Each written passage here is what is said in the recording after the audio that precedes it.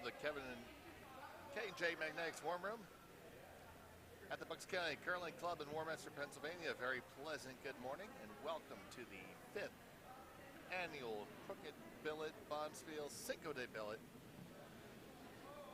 and our final first draw of the competition. And it is underway between Plainfield and Pittsburgh, and the lead rock is on its way by Robin Kerr, delivering Bluestones for Plainfield.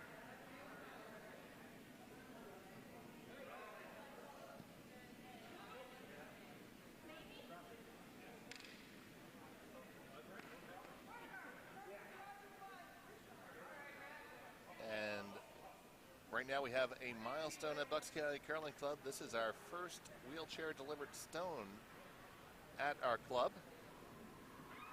That honor belongs to Matt Berwick from Pittsburgh. We're very proud that we have made our facility fully accessible.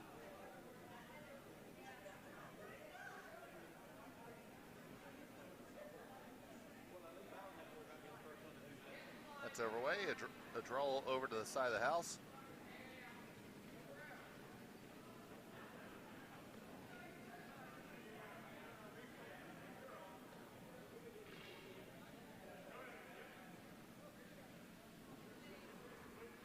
That's going to be right on in. A lovely four shot, just as called. So there's another one to cross off the Bucks' first list.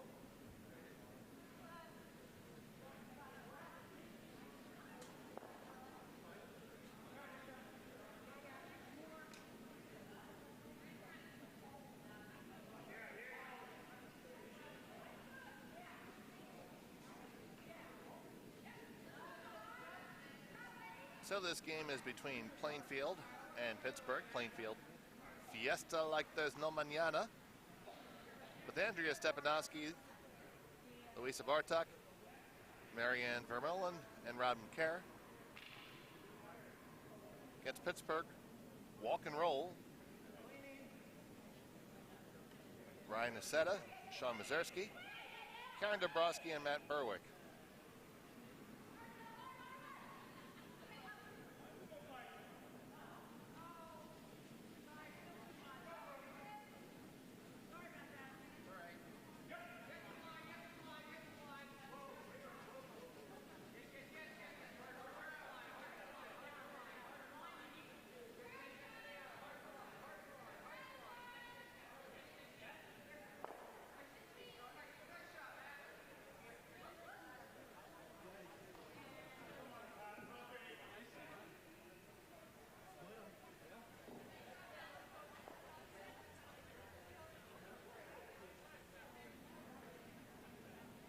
So Pittsburgh has their first two in the house. Second for Plainfield, Marianne. Throwing the takeout on the Pittsburgh stone.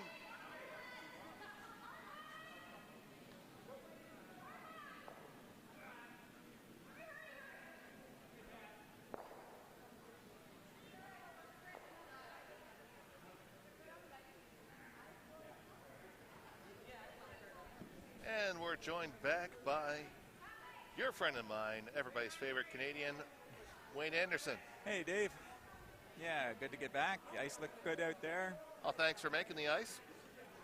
Well, the increase in the ice, or decrease in the ice temperature definitely paid off today. The pebble left over from the first draw is still looking good out there, even right in the slide path out of the hack. So it's definitely holding up there well today.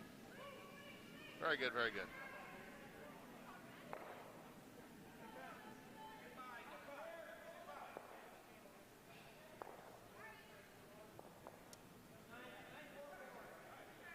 Well, here's a team that likes to bonspiel from Plainfield.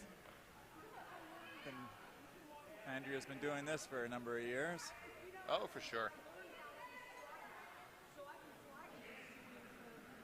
And it was Marianne Vermeulen who bought our club our cowbells. All right, Marianne. She was here during Bonspiel that we were hosting, and saw that we had but one cowbell and said that was insufficient. All right. One day, a box showed up at my house, and I was wondering if I had one of my late evening Amazon episodes. That's been known to happen? It has, and I opened it up, and it came from ourcowbellsforyou.com.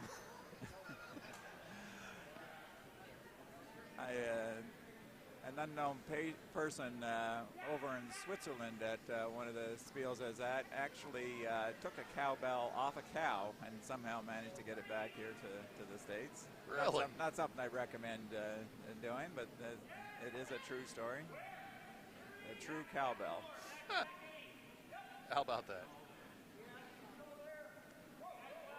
Yeah, Marianne, she does a lot for the GNCC. Has been a member of the board there for a while. And hats off to all you folks who volunteer in your club or in the GNCC and the administrative part.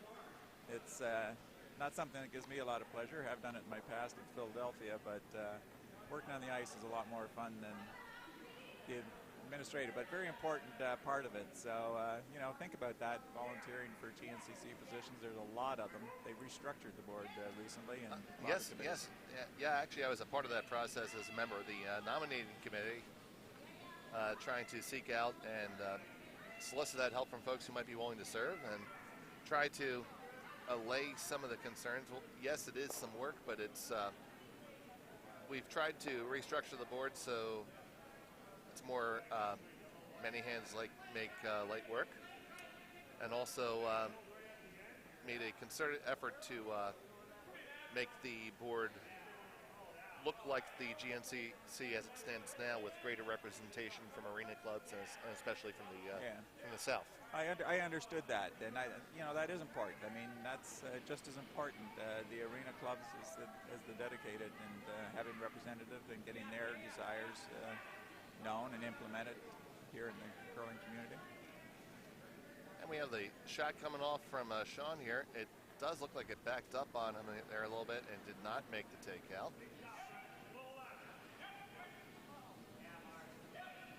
It looks like he throws the Manitoba tuck, so we'll get to see that some.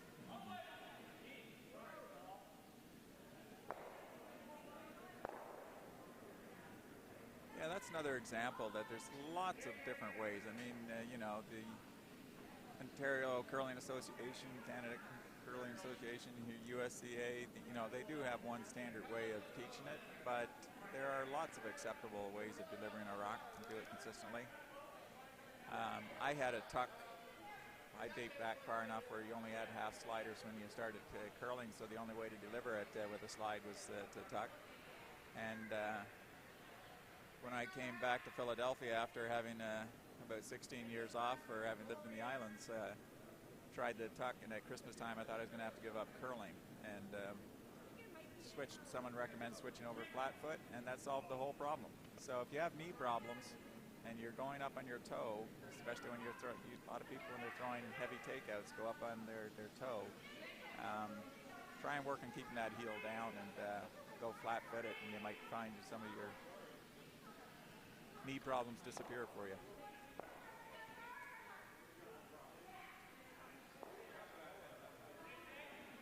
So here's Sean with that tuck. He's getting really down low. This takeout attempt appears to be a little bit more on Broom. It's going to hit it and might even skitter over for the double. Look at that. You called it. Oh. You called it. I see Kevin Stair sitting down here. He fixed that little bit of a fall there so that rock curled out there in the outside 12. Well done, Kevin. Got it all figured out. Absolutely great work, Kevin. And Kevin is rewarding himself with a nice morning beverage. Well done by the ice crew. There's no fall there. That one curled back nicely. The islands. What islands were they, Wayne? Well, when I was out of the university, I went to Toronto for a couple of years and worked there, and then I transferred with an accounting firm down to Bermuda. They're associated with the the actual islands. I thought they were some Canuck islands. No, I was in Bermuda for 8 years. had my first daughter in Bermuda and then transferred down to Puerto Rico for 8 years. Had 2 more daughters down there, so I got a couple of Puerto Ricans and a Bermudian, and then transferred to Philadelphia and had 2 more daughters. Okay, so is that Emily who has Bermudan citizenship? Or? No, the oldest one is Larissa, who is expecting her 5th child fantastic. in another week or 2. Congratulations, Pop. Yeah, her husband Greg was actually here at the club last night for a little while. He's in town for a medical convention. But no, Larissa's the Bermudian, and then Courtney and Emily, who both curled as well. Emily's actually in the spiel here. She's Puerto Rican, so one of the few Puerto Ricans probably here in the Bonspiel. There's a national team to put in the Olympics. That's right. Yeah, Puerto Rico has their yes. They have their own Olympic committee. Yeah. Hey! You just inspired me. That's a great idea. Get Courtney and Emily back there and find a couple more Puerto Ricans. Right? Yeah. Why not? Absolutely, why not? I guess the wheels are turning now. Oh, yeah. Excuse me, I got to go make a call. So right here, it's 11:31 a.m., the 3rd of May, the founding of the Puerto Rican Curling Federation. And for you few listeners out there, you heard it first. So we got a little bit of a hit going on here, I presume. We got red thrown here. Yeah, we got a hit parade here. And as we said last broadcast, so great to see a wheelchair curler out here holding the stick.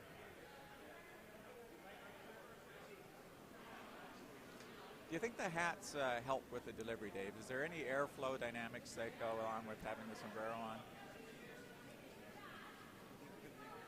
Well, it definitely serves as a balance aid. I think it gives a little lift, maybe. That's a nice hit. It's going to jam on the one in the back. Yeah, unfortunately. Ooh, and then fall out, so. Yeah, not the desired end result there. Not the best outcome for sure.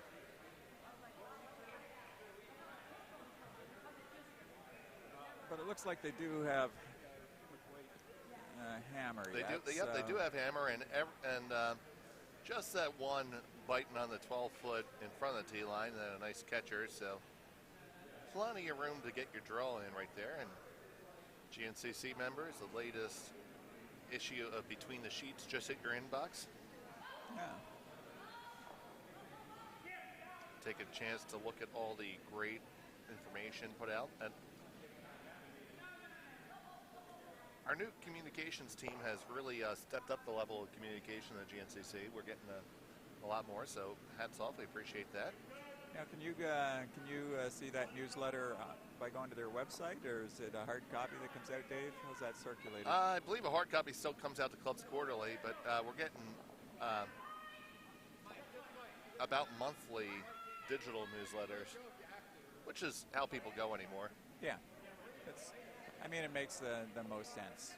I mean, you get it faster, and you read it when you want to read it. You don't lose it, and it's cheaper for the organization. Absolutely. So the guard attempt is a little bit wide, a little bit shallow. It's going to leave a free draw to the 8-foot. Looks like that he's favoring the downweight head to score as one.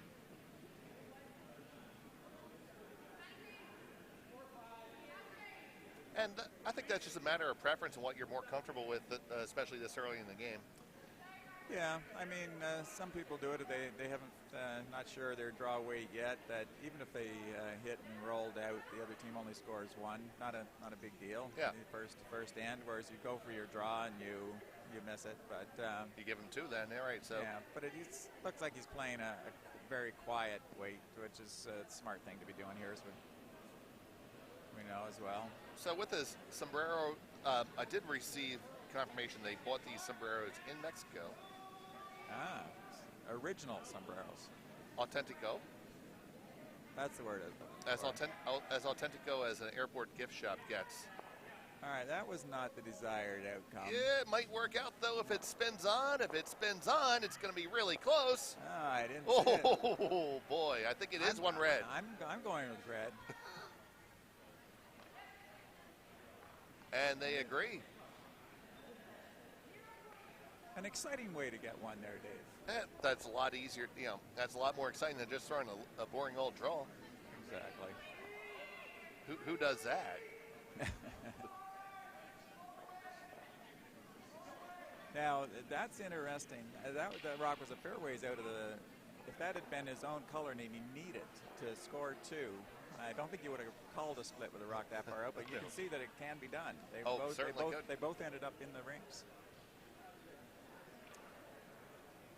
So we have a few other games going on. This is our final set of opening draws. On sheet A, we have perennial Bonspieler Murray Jackson from Triangle. Murray's here. Good for him. Along with his wife, Kathy.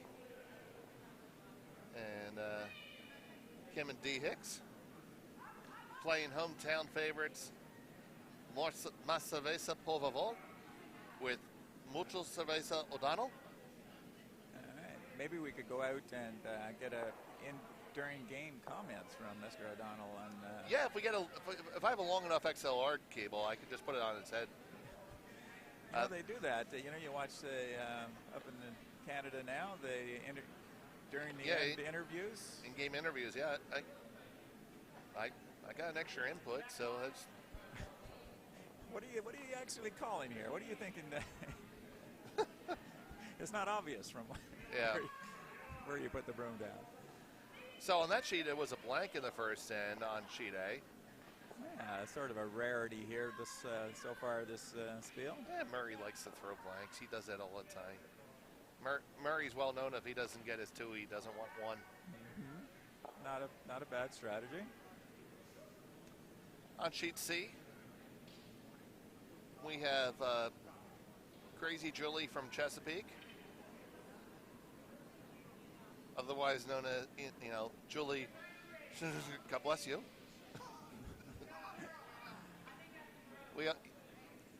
Everybody knows who I'm talking about. Against Ed Schemia and his crew from Nutmeg. Okay. And over on D, the first end, we have a measure occurring between Utica and... Your eyes aren't good enough to Pittsburgh. go over that far. Pittsburgh, all right. Well, it's just because I see Daphne. I can't read the sign. It's too oblique an angle.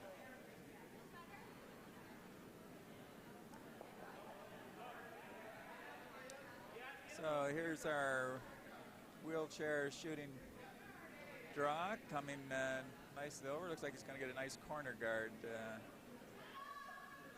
out of this. Yeah, and from the warm room we have a lift to get down to ice level. Then you had to saunter around the rink to use the former ice record doors. Well, I guess he was actually looking for a center line guard there without him. Yeah. But it's close to the center line. Yeah. At the top level, if it's not touching the center line, it's a miss. But honestly, for everyone else, if it's within the 4 foot, that's okay. You're right. Even at the top level, you put it inside the 4 foot. That's useful. Because if you end up with one of your own stones without hammer dead buried on the side of the 4 foot and you're giving somebody a draw of the button, I'm pretty sure you're okay with that scenario most times. Yeah. If they get their 1, God bless them. Yep, exactly. All right, looks like we're going for the hit here. Yeah, this game is being played relatively conservatively and open right now. Looks like about 11 weight. That's a little down from that. It's more like a 12. But plenty of weight. Yep. All you needed. Rock's gone.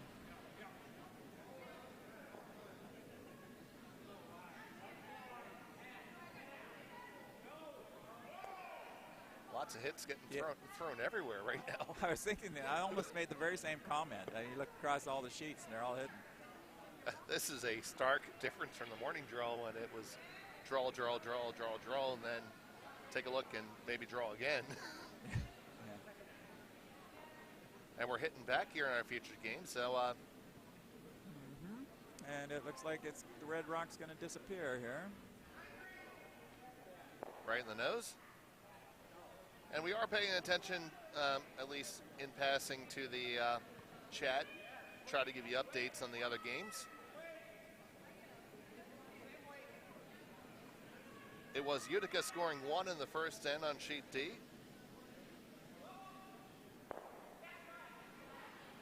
It was Nutmeg taking a single on sheet C. So, a tight start. You know, if anyone out there has a question on a problem they're having with their delivery, we'd be happy to offer our opinions on what you might want to try. Feel free to shoot it in here and give a good discussion for other folks, or maybe it's a problem you had that you found a correction for that you could share. Let's make this perfectly clear. You're going to offer that. I'm going to read it to Wayne, and Wayne will offer you a good opinion. If you see me curl, it's not something that I'd recommend. You're being modest, Dave. Your win-loss record's pretty good.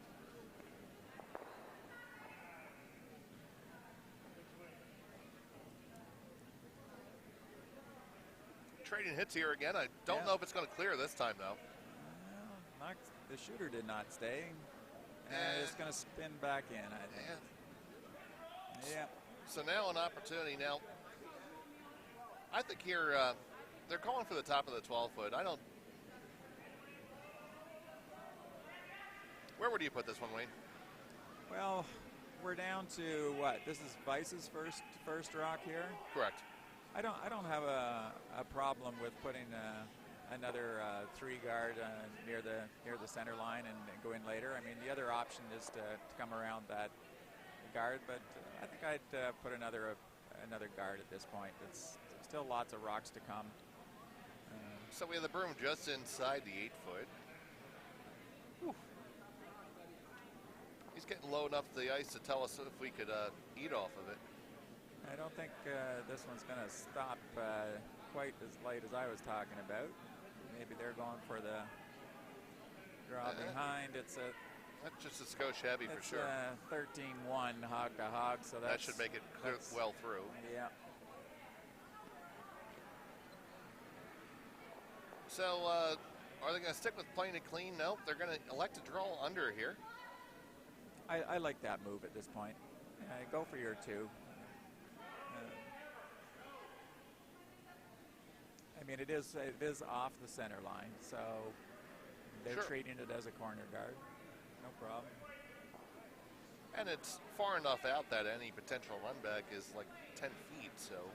Yeah. I like this. The sweepers got involved. They must have thought the weight was close. They backed off now. And 13.97, that's not going to probably stop in front of the tee line. Yeah. So we have a comment in there from Ben Hallman. He says, "Dear Wayne," he says, "Hey guys," but he's not talking to me. "Hey Wayne, I recently changed my delivery, so my body is lower and released. But as a result, my shots have been going wide more often. Any suggestions, or just continue aiming practice drills?" Well, good question. One, I take it from the comment that we're not going wide before you went to being lower. If it's a result of just going down low, I'd ask that you take a look and see whether you feel that your slide is going wide or whether it's a release. One of the things we practice here all the time, I will stand about a third of the way down the sheet and have my students slide at me, and I will ask them a question: how did that feel? And I'm asking for 2 things really, Dave. I'm asking for, did you feel like you were flowing right behind the rock and you just had to let the rock go and you were at the broom, or did you feel you slid a little wide and had fight to get back to the line, or a little wide to get back to the line? So that's the one part. Then the next one, regardless of where you felt you were sliding, how did you feel on the release? Did you feel you just let the rock go where you were sliding, or did you actually do a good job of getting the rock back on line at the broom? And if you do that and get feedback from someone holding the broom, you will find that after just doing it a few times, you will be correct about 90, 95%, maybe close to 100% of the time. So you can, even during a game, if you ask yourself that question, how did that feel? Did I feel like I was fighting to get back to the broom on my slide, or did I feel like I was going right at it? Now, getting a little more specific on your question, if you feel you're going wide, you feel that you were hitting the broom before you changed to going lower, I'd say what might have happened is that your wrist is in a different position than it was before. Your wrist might have been higher over the handle before, and you were just putting the rotation on, and now it's coming down and you're more going through the rock. I actually like going through the rock a little bit, i.e. your hand a little, wrist a little lower and going through. But you really, you need to get that feel for how did it feel when I released. Did I feel I was going right at the broom until the release and then it went out? And if so, and it's going out on you, make sure you feel that it's just your two fingers next to your thumb, your index and your first finger, and your thumb are really what's putting the rotation on. You should not have any wrist rotation in your release at all. Your wrist should be going straight, locked in, and all that's happening is just a slight turn of the fingers, and you can get the rock rotating as much as you want. So try that. Try making sure that you're not pushing the rock out when you let it go, and making sure that those fingers are coming completely around and starting it and finishing it at 12 o'clock. That's the first thing I would look at. It's hard without actually seeing you throw one, but... well, Ben is playing in this Bonspiel, so all right. you'll get an opportunity to take a look at it. All right. He played against our good friend Aaron Dubberly last night. Okay.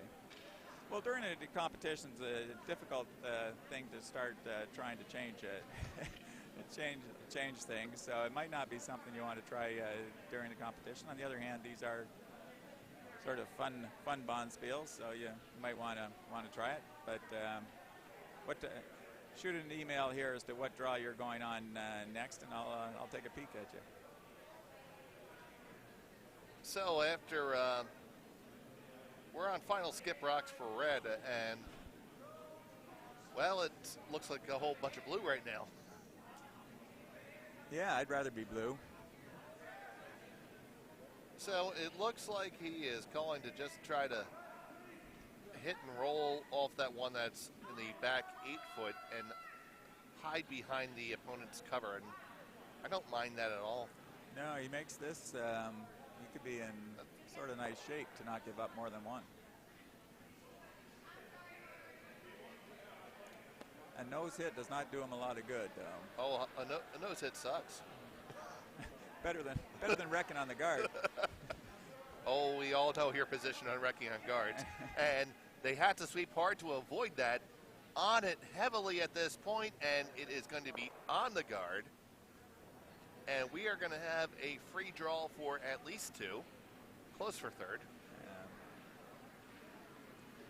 Yeah, Dave's commenting on something that a coach told me was that never have the miss by wrecking on the guard. I mean, that's not always true. Obviously, there's a pro side sometimes where moving the guard's all right. But if you are trying to draw around a guard, and make sure it's much better to miss that guard by 4 inches than just tick it and end up being in the open. Don't call that line so close that you just miss it. In fact, sometimes even on our ice here, you just miss that guard and you're coming out the other side. Right, for sure. So, keep that rock. Make it sort of, if you're a skip or a vice skip, make sure you err on the side of calling the sweeping too early to keep it out there and make sure you get by the guard. Consider it a really inexcusable error to have crashed on the guard if there's not a pro side of moving the guard. Yeah, we often make a comment that here that when somebody does wreck on a guard tight, that you stop and because you sense a disturbance in the force. There you go. We say someplace Wayne just took a pause. Yeah, folks, you only get this kind of information when you're listening to Dave. And here's, are they going to be able to roll on here? Well, they're tap up for 2, and it will be a score of 2 for Plainfield, so 2-1 after 2.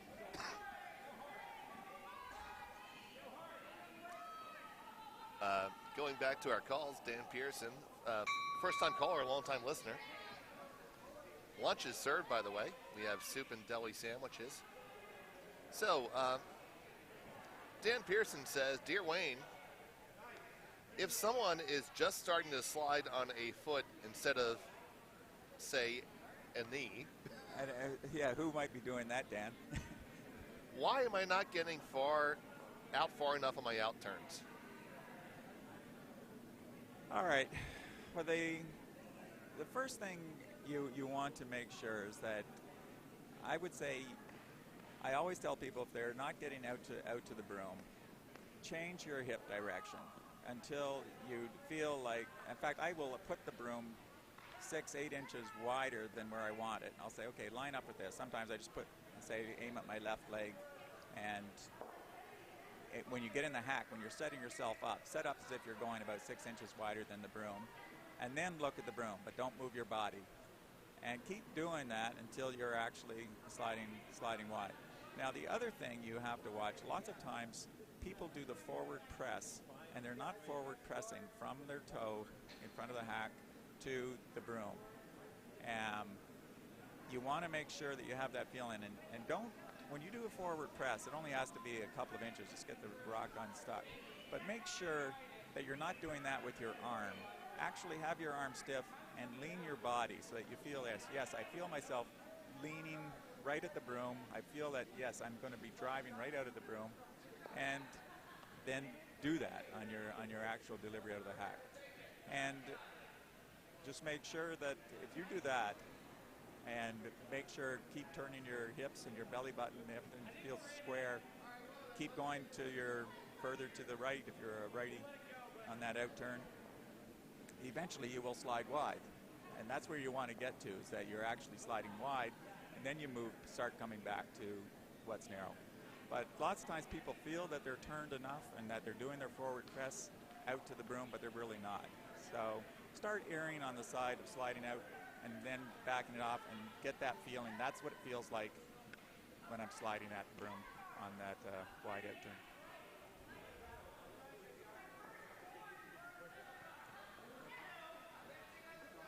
Well, thanks, Wayne, for that. It's really good stuff. Ben is on at 410.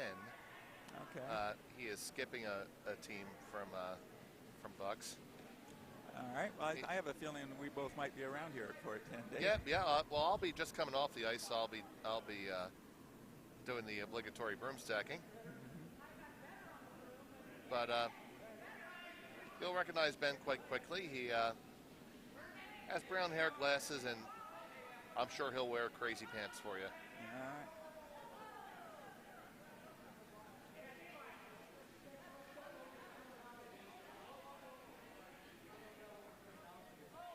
And that is quite a cornery corner guard.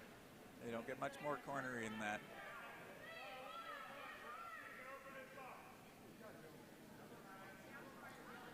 Taking a look around the barn on sheet A. We have a score, do we? Yeah, Murray took 3 in the second. So the blanking theory worked out quite well for Murray. Yeah. And Murray has a plethora of rocks cluttering up the middle and trying to get everybody's favorite Minnesotan, Brent Larson, to open it up some. And he was somewhat successful, at least moved those opposition stones to the back and made that look a little bit more palatable for sure. also rather be blue if I had my druthers, but yeah. But nothing inside the 8-foot yet, and red does have hammer, so. And over on sheet D, we have Pittsburgh putting up a 4 spot in the second end. All right, haven't seen too many of those so far this field. Yeah, that's a big end.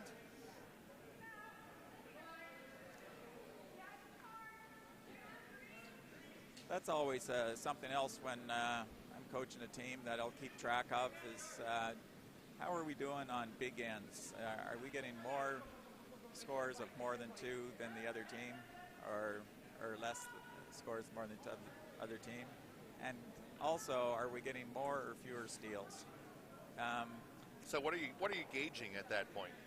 Well, I've found, again, correlation between having the better stats on those 2 items. Your win is a pretty good predictor of your win loss. So let me break it down for the folks at home. Yeah. If you score more big ends, and if you steal more often, you win. You win. Yes, you heard it here first, folks. But the key is, all right, where it gets down to actually how you're playing it. All right, you always go into your end, and you'll see teams get together before our end, and they'll say, "What's our goal for this end?" All right, and sometimes if you might be to take 2 or more. Sometimes the goal might be to take 3. Maybe it's last end. Hey, we got to go. Other times it might be to force the other team to take 1. You don't have hammered. It's not to score. It's to force the other team to take 1. Sometimes it's to be sort of opportunistically offensive, where hey, we're not going to give up more than 2, but we're going to also take our chance of when the opportunity arises to go score.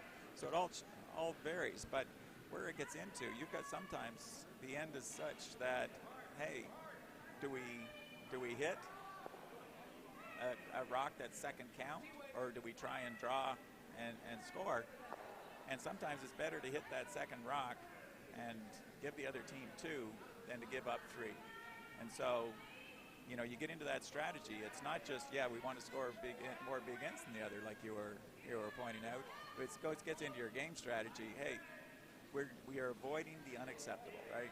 We're going to avoid having that bad stat of giving up a big end. And that's really why I want to dig into and get into that mindset of what you're looking to do with each different end. Forgive me for poking a couple buttons to get that to come out. No. I mean, that's how a team goes here, right? But, that gets back for, folks who, we've got some teams here for first year and stuff. I mean, there's sort of some common phrases to remember the strategy to use. One of them is Fesray, F-E-S-R-A-I. I don't think that's a real word, but that's where it goes. But, I mean, the F, it never used to be part of the acronym until the free guard zone came into play. But you need to make sure that you take advantage of the free guard zone rule. If you're losing, the leads, you're just killing your skipper when that lead rock goes into the house and you're down on the scoreboard. So that's the F. That's the F. Then the E is what end are you in? All right, you're going to play you really sort of divide your game into sort of 4 sections. You've got your first couple of ends, all right, and you'll find some teams play first rock in the house every end, all right, because hey, we don't know the ice, we don't want to give up that big end that we're talking about. We don't have hammer, we're not going to take a lot of chances. We're just going to go in and exchange hits, just like Murray did over here in first end. Right. Played a conservative first end, got a blank. Next end, scores his 3. And, even if you scored 2 in the next end, he's up 2-0 by blanking that first end. So what end you're in? I mean, the next section is what I call the middle ends. All right. And then you've got your sort of your late ends, your third last end in our game scenario here, that's the 6th end and the 7th end are sort of, you're setting up where do you want to be coming home, what score position do you want to be in. And then the 8th end is a total strategy session unto its own. Sure. So you break it down into those sections, and the strategy is a little different in each of those. So that's the E. What's next? Well, S is there, and I think most of our viewers can predict what that one's going to be. That's score, of course. I mean, huge. You're down in score, just like I was talking about before. You have to get those rocks out front. You have to take advantage of the free guard zone. And again, in the late ends, scores especially critical. You know, where you want to be. Sometimes you'll see now teams purposely letting the other team score one in the second last end because they want that hammer coming home. I've seen teams do that where big shot on our game right now, trying to get around this guard to get rid of two of the Blues. It's not going to do it. But it does allow some access. It's going to make a guard have to be replaced. It is two blue Plainfield rocks in the house right now, and it's going to be a guard attempt by Andrea Stepnosky. So, Fez, now let's get to the Ray. Well, just to finish off on the S there, before we got that score, you know, it's score combined with that E. All right, don't worry about giving up a couple in the first few ends and stuff like that. Don't change your strategies because you get down a couple in the first couple of ends. All right, you got a lot of curling to go here. I've seen lots of teams that get down by 2 points after 2 ends, and all of a sudden they're going all offense. No, you can still play that opportunistic, where you still make sure that you're not going to give up a steal by letting the other team put all sorts of guards and get in behind it while you're putting up your corner guards and coming around. So we had the score and then the E. I guess we've already talked about that one. People should be able to figure that one out. What end you're in? We're at. We did score. We did score. Now we're into rocks. All right. Rocks covers a couple of things. Whether you have hammer or not, last rock. All right. That's totally different how you're going to play the end, whether you have last rock or not. And it's also in terms throughout the end, what rock are we in here? Okay. We talked about giving up the ends. You've got to figure out by the time you're on your second rock or your third's first rock, that's the time you should be thinking, do I need to bail out of this end? Do I need to blow up the front and just say, okay, we're going to stop trying to draw around here. We're going to clear it up and get out of there. Coincidentally, it looks like that's the decision we're making here now. We're going to, it looks like the run back, eh? Yeah, Pittsburgh is looking to throw a run, not with the biggest weight, but just to move it back onto it. Yeah, I like a shot. I mean, it's a little easier if you throw, you know, sort of at least board weight on this thing to hit it. But I mean, much more chance when you're running back your own color like they are to not be sending a huge weight down here. Just send it. Hopefully, your rock you're promoting stays in play. So it's on the way down. It looks to be with about control weight. Needs a curl. Needs a curl. Well, it's going to open it up. Well, they got one rock closer to the button over there on the side. But you're right. The biggest thing is it opens it up, and they've still got, just one rock. Just one rock to go, yep, indeed. So covered rocks and what position and where you are in an end. So what's the A? Well, that's a huge one. For those teams that are out here for their first year, only been curling 1 year and stuff, that's ability, all right? It's the ability to make certain different types of shots on your team, and also the ability of the opposition, what they're doing. You'd like to make them throw the shots that they're not as good at. Maybe they're out turn, maybe hits, whatever. But call the shot that the person has the ability to make. Don't call the theoretical one that you see on TV that they say, okay, this is what they say they do in this situation. They do the double run back. No in-off double run? Yeah, you might want to think maybe there's another alternative. And, you know, if you're only been curling less than a year and you're in a bonspiel like this, you should never be throwing anything more than board weight. Just keep rocks in play. Just keep, because you throw that very light takeout, then all of a sudden it makes it easier to get your draw weight and your guard weight. You're only throwing somewhere between hog weight or a guard weight and board weight. So you're always throwing somewhat close to the same weight, and it'll help you get that. Didn't get the result here on that shot that he was looking for, I don't think. Yeah. The Andrea was looking for the guard there, but it looks like you have a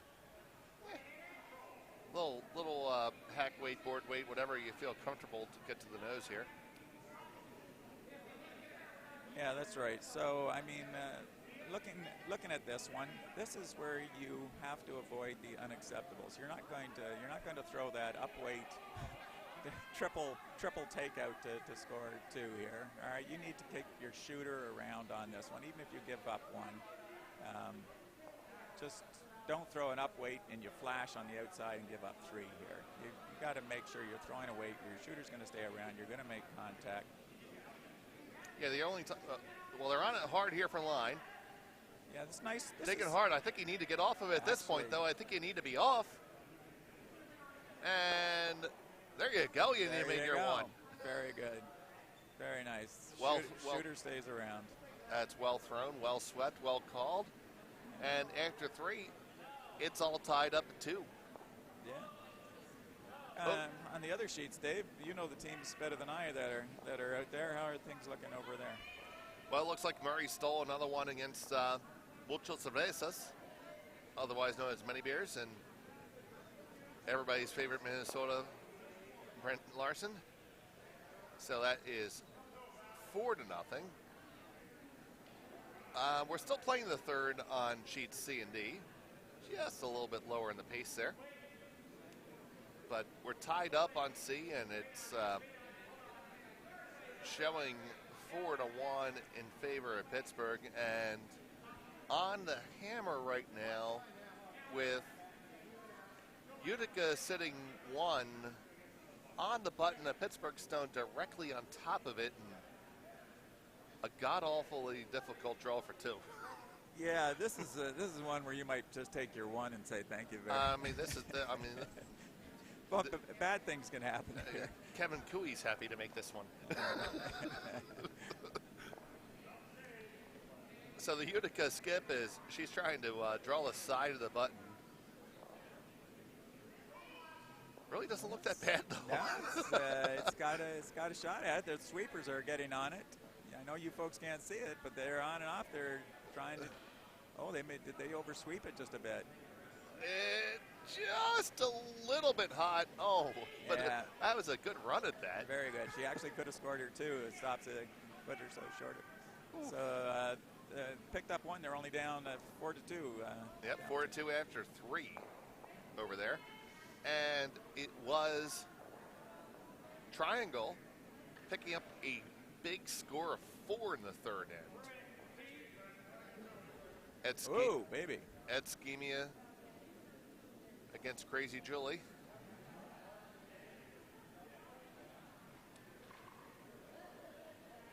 So finishing off Fesray, F-E-S-R-A-I. Do you want to take a crack at what you think the I might be, Dave?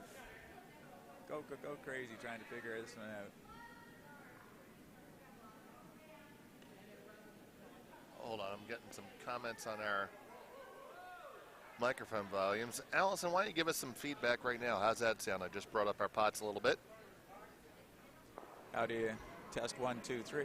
Yeah, come get some feedback there. That'd be great.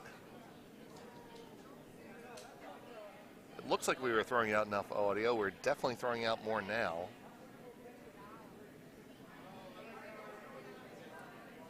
The I. India Pale Ale.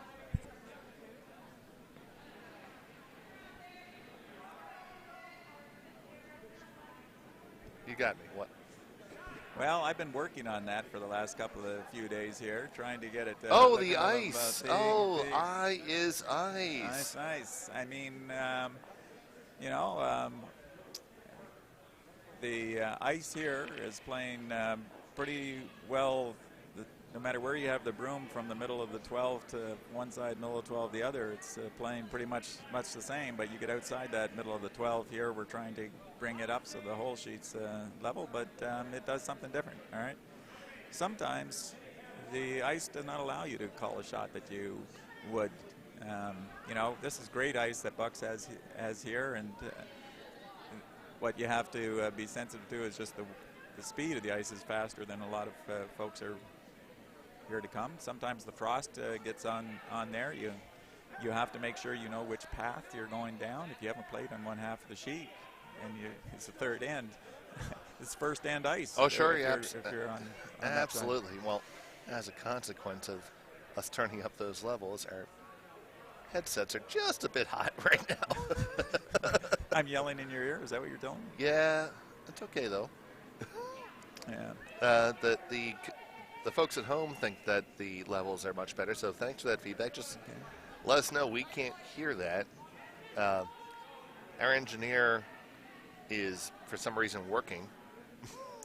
So for those of you at home, and if you've been paying attention, give yourself a little self-quiz there. Fesrai, F-E-S-R-A-I.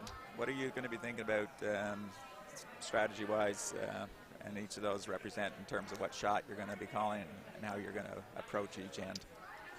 And even with the audio low there, you guys just got a fantastic breakdown of how to call a game, think about a game, strategize about a game. From one of the best, he's too humble to admit it, but Wayne is awesome. Well, thank you, Dave. #1 fan. Here's a nice shot coming in here. Yeah, it's a nice draw in. It's going to be right onto the top of the 4-foot underneath cover.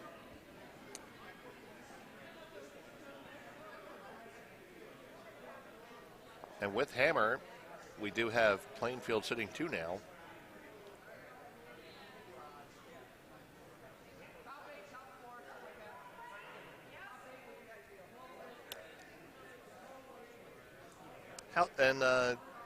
Folks listening, how's the ice shed coming in? Do you hear enough background?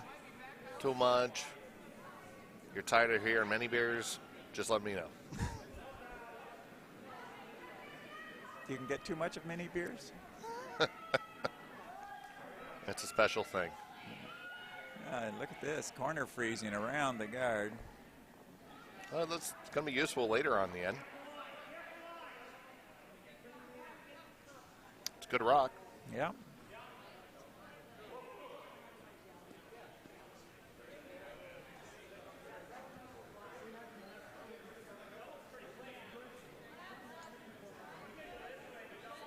So in the previous game, for those of you who weren't listening to that one, we were talking, I think it was the previous game, Dave, where we talked about after the seconds have thrown their rock. Was that last game, or is that this one? Yep. We'd like to sort of figure out who has an advantage and by how much. And so in this case, all seconds rocks have been thrown, half the rocks at the end have been thrown. And what we're saying in the previous game is that that's a pretty good predictor of who's going to score this end. And so in this case, I would give the blue 2. Like I'd rank it from -2 to +2. And I'd give them a +2 on this one. And it's sort of a nice incentive. If you're a front-end player, you really do dictate who's going to be scoring here. And there's good correlation between how the end is looking after halfway through versus what the score ultimately is. And so I'd say with all those guards in front of it, and they've got the 2 there, it's +2 for them. We'll see how it turns out.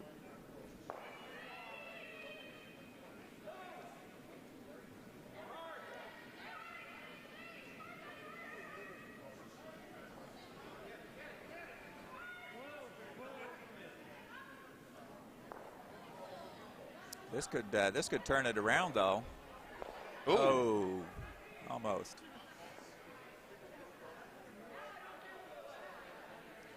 Just curl one more inch, and they would have been able to utilize that corner freeze rather effectively.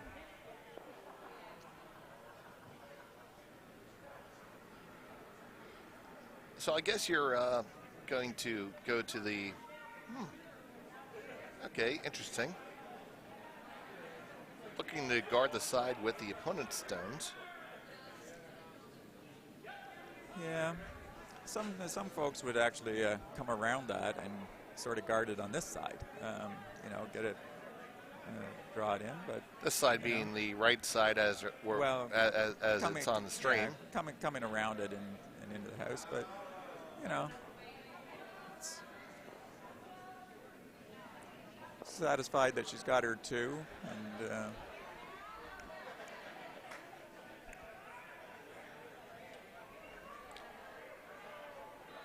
so it is going to cover up that draw path. It looks like the shot call from Pittsburgh is going to be a try to throw a nice little down weight shot and skid her into the 4-foot. I like this call, Wayne. Yeah. I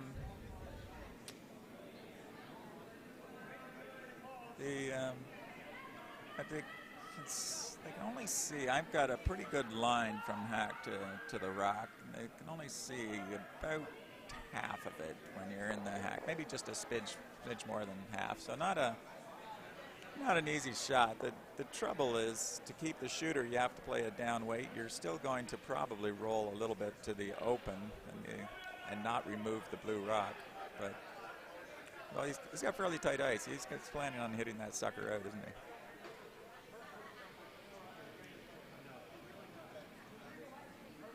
So here it comes. The rock is away. It looks like it needs to curl some, but they are on it. It is starting to bend now pretty hard. It's going to be on that 2-guard. Oh, it made it by. Oh, my. That's I take it all back. You knew exactly that you can come around there. That's the beautiful thing about the ice conditions here, right? You can come right around that sucker. Yeah, but that's one. I wish that was thrown with like a hack weight. You might have been on the inside of it. Well, he knew his delivery. He actually slid a little wide on that and threw back in. So that sort of helps if you desperately need to do it. That's one way of getting around a tight guard. Some of the pros do that. Yeah, this one's out a little bit further. I've heard some casual references to that on TSN. It's buried. Well, no, it's not buried for Glenn. He'll just slide out a little bit. Yeah. Yeah, that was actually very nice weight on that one. Just got a little wide of the stick on that one. But I like that weight that was thrown. Yes. The top curlers also have multiple releases that they're able to do. One nice thing, if you're a more experienced skip, sometimes it's nice to be able to throw a rock with a lot of rotation. Because sometimes you have to go through that port and keep the rock straight for quite a distance to hit that rock in the house. And it's nice to have that. It's just like a golfer uses different golf clubs. I'm not saying have a whole bunch of different releases, but it is nice to be able to put a little more rotation on your rock sometimes. And sometimes that's because of the ice conditions you're on. It's nice to be able to say, oh, boy, the rocks are really swinging. So just drill through it. Yeah, just put some extra rotation on. Instead of putting 6 feet of curl to draw, you only have to use 4, So it's nice to be able to do that.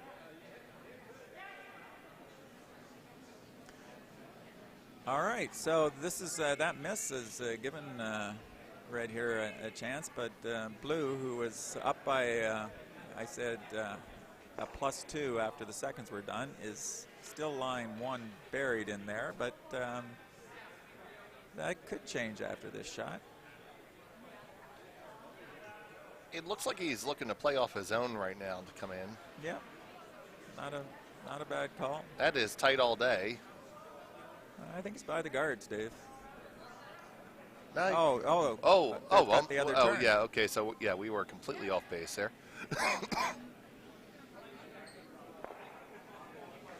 Now, you know what I like about that call, Dave? This gets back to exactly what we were talking about before, about not giving up a big end, right? Sure.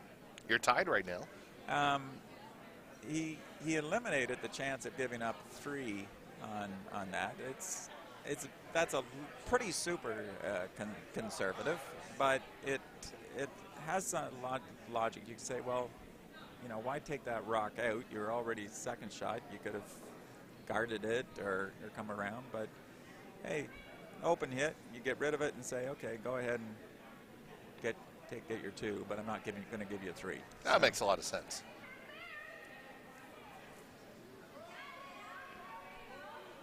Now, later in the game, that's not an acceptable outcome. And go down by 2. You know, you got to take your chance, and you might need to act steal. You know. Oh, absolutely.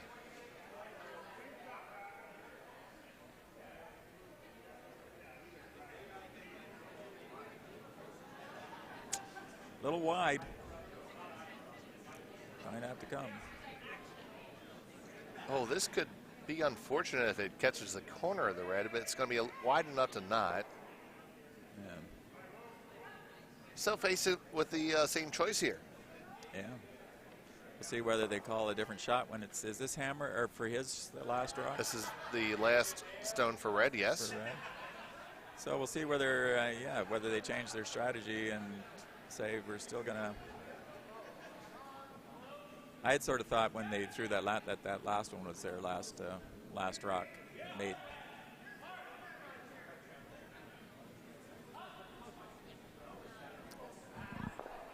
I would anticipate, holding out the right arm there. Of course, you never know with some of the clubs around here which turn's going to be coming. Well, yes, Albany and Schenectady indicate the handles, as we would say here, backwards. But it's I'm proper sure they to don't, them. I'm sure they don't think it's No, backwards. I'm sure they do not. But you're saying this is a traditional one where we're expecting them to be throwing the in-turn inside out. And here it goes. And again, not trying to score here, just trying to avoid giving up 2. But they're going to have to sweep hard, get a piece. Hard for a piece, and you got it. Yeah, it's all right. They're staying there was not important.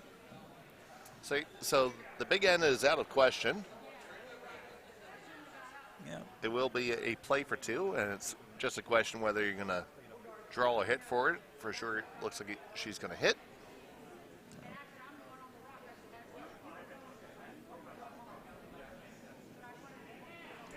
On sheet A, Many Beers and Bucks got on the board against Murray. All right, well done. Brent Larson just threw a takeout. Almost a double, just a little bit underneath for the double, but Bucks is one under, not really undercover, but in a tough spot. Okay.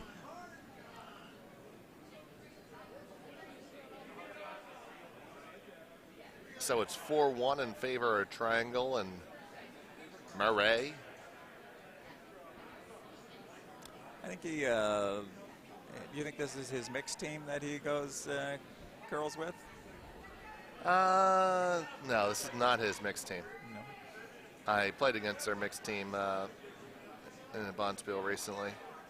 Oh. It has. So, unfortunately, but I mean, there's a pretty good example. I mean, 2 things here. We said blue had the advantage halfway through. They do end up scoring the 1. Obviously, Hammer, they wanted more than that, but they had a shot for 2 on that last shot. Just rolled to 6 inches too far. So they could have scored their 2, make the last shot. And also, Plainfield or Pittsburgh, by taking that other rock out of play, avoided giving up not only an unacceptable outcome, ended up getting their goal of forcing the other team to take 1. Absolutely. So that conservative play actually reaped some dividends there. So Allison said, "Dear Wayne, does anyone know how that happened? How 2 clubs became different handle calling for the majority of surrounding clubs?" And maybe Wayne, you have a little bit more of a varied geographical curling background than us. How do clubs across the Great White North call it? I have not, I don't think, run into a club in Canada. That's where I grew up, where they call it the way Albany and Schenectady do. So I'm afraid we're going to need to find someone more in the local area who grew up that might have an insight on that. Maybe there's another viewer out there who might. We got 24, so we have to cover at least 3 counties. But yeah, it is sort of strange how you'd think everybody would have done it the same way. Right. I don't think I've seen a European. Certainly Scotland calls it the same way. I don't know if any European team I've watched that calls it. Yeah, and I curl a good bit on the West Coast, and they call it the way that we generally do here.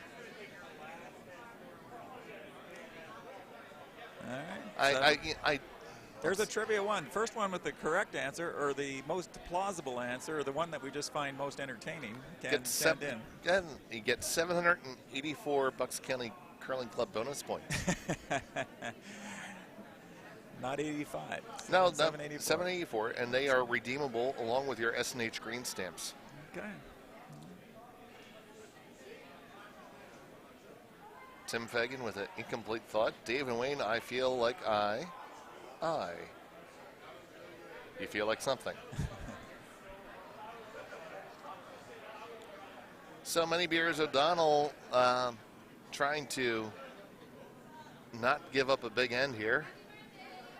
Facing 2 right now, trying to draw down and freeze. Mark with his unique delivery. Yes, very unique. We often say he looks like a monkey on a surfboard. But that one is quite effectively a surfboard. Yes, you want to be throwing like that all the time. That's not bad. Cut him down, but it's only second shot. But I mean, there you go, Allison. Allison says doesn't have the Albany answer, but was surprised when the West Coast asked for the Vice to flip the coin. I can tell you, curling both on the West Coast and through Minnesota, that the GNCC is the only place where the leads flips. Well, from what I've seen, in Calgary as well, the Vice was always flipping. Yeah, when I grew up, the Vices always took care of that. That falls into the sort of the scoring thing. It seemed to make sense to me that the Vices would do it. I guess there's also the sense that, hey, the leads are throwing the first rock. So the leads are there, right? You know, the leads are there in the position to do it. So from a time frame standpoint, that's almost makes sense. Yeah. They should be the ones there, but yeah, no. Growing up in Ontario, that's the thirds always did that. Oh, Tim, I'm pretty sure I know the answer to this question, but dear Wayne, I'm a decent sweeper, but don't have the greatest footwork. So I thought about switching to sweeping on my slider. Can you discuss the advantages of each way? Yeah, you'll see on TV a lot of the guys are sweep with their slider. Some of those guys, the rocks are traveling so fast that's how you get down there. So if you want to go faster, but in general, that's the rarity. I mean, we're talking here that really at most club level you don't want to be throwing that peel weight. That should be the very exception. And hey, how much good can you really do on a peel rock anyway in terms of sweeping? So I'd say that's the only advantage I can really see of having the slider is speed. Otherwise, I think you can get more pressure, downward pressure, if you got your 2 grippers on. And that was certainly the way I would teach it. I would not be teaching without it. That said, I know that my daughters curling for high performance women, they occasionally will. I'll have to take a look. I know for a while they were sweeping with their slider. But in general, I like it for safety and for getting more pressure on the broom to use your gripper would be. And a lot of that's just how you position your body and everything there. And now, I'm glad you're focusing on your sweeping and the importance of being it, because every shot consists of 4 people. Everybody's doing something, and for the front end players especially, I mean, they're throwing the rock for twice, but they're sweeping for 6, and there's all sorts of stuff that comes into that. That information that we were talking about earlier about knowing the speed hog to hog on different paths, whether it's changed or not, keeping that information. And the actual effectiveness of judging and communicating to the skip or whoever's in the house, you know, where that rock's going to end up. And I think everyone who's been watching TV knows that the 10 zone system is probably the one that's most commonly used. And for those who are just starting out, you know, to do those, Dave, why don't you walk them through what the 10 zones are in curling here? Well, basically, you have your guard zone divided into 3 zones, with 1 being just over the hog line, 2 being about halfway. And you'll hear, if you watch some of the Grand Slams, you'll hear sweepers yell halfway. And then, so that's a 2 guard. And then 3 guard being about a foot or so off the house. And then you just go in the ring. So your 12 foot is a 4, hitting the top 8 is a 5, top 4 is 6, the button is 7, and then back 4, 8, back 8, 9, and the back 12 is a 10, and we work from there. So you don't want a 10 plus. No, you don't. No. 12 is generally not a good call. On a draw, anyway. Sometimes, you know, actually, 12, you know, is a. You want to practice weight control, like we talked about before. Teams you should practice just throwing hack weight a lot. If you can get that hack weight down, that is so valuable. How many times do you see a skip call a hack weight, Dave? And all of a sudden, or back line. It's bored. Back line, and all of a sudden it's normal takeout. Yeah, you know? It happens. It happens a lot, and it's so tough because you have in your head that I need to remove a stone. Yeah. And it all depends on what club you're at. Some clubs might have deader stones, but the stones we're playing here with Bucks are fairly lively for club rocks. And we do have new ones on the way. That's super. That'll be new for next year. That'll be fantastic. So how many times do you want to throw a draw and you end up sliding to the hack? We've seen it here a number of times already this game. Right? Oh, sure. And that's really what you should be going through your mind when you're throwing that hack weight. You're just, hey, I'm just heavy draw through the house. It's not a light takeout. It's a heavy draw. Is what you're looking at. Of course, you can't come up light and be a guard, a three guard when you're asking for that goes back to what's an acceptable outcome. Yeah. Somebody told me once that you should throw a few rocks with your eyes closed at what you think is a draw weight and see where they end up. Mm-hmm. And call that your, quote, neutral default weight. And then it gives you something that you build off of a little bit more, a little bit less. I like that, Dave, because that gets really into feel. You have to be able to feel that weight, you know.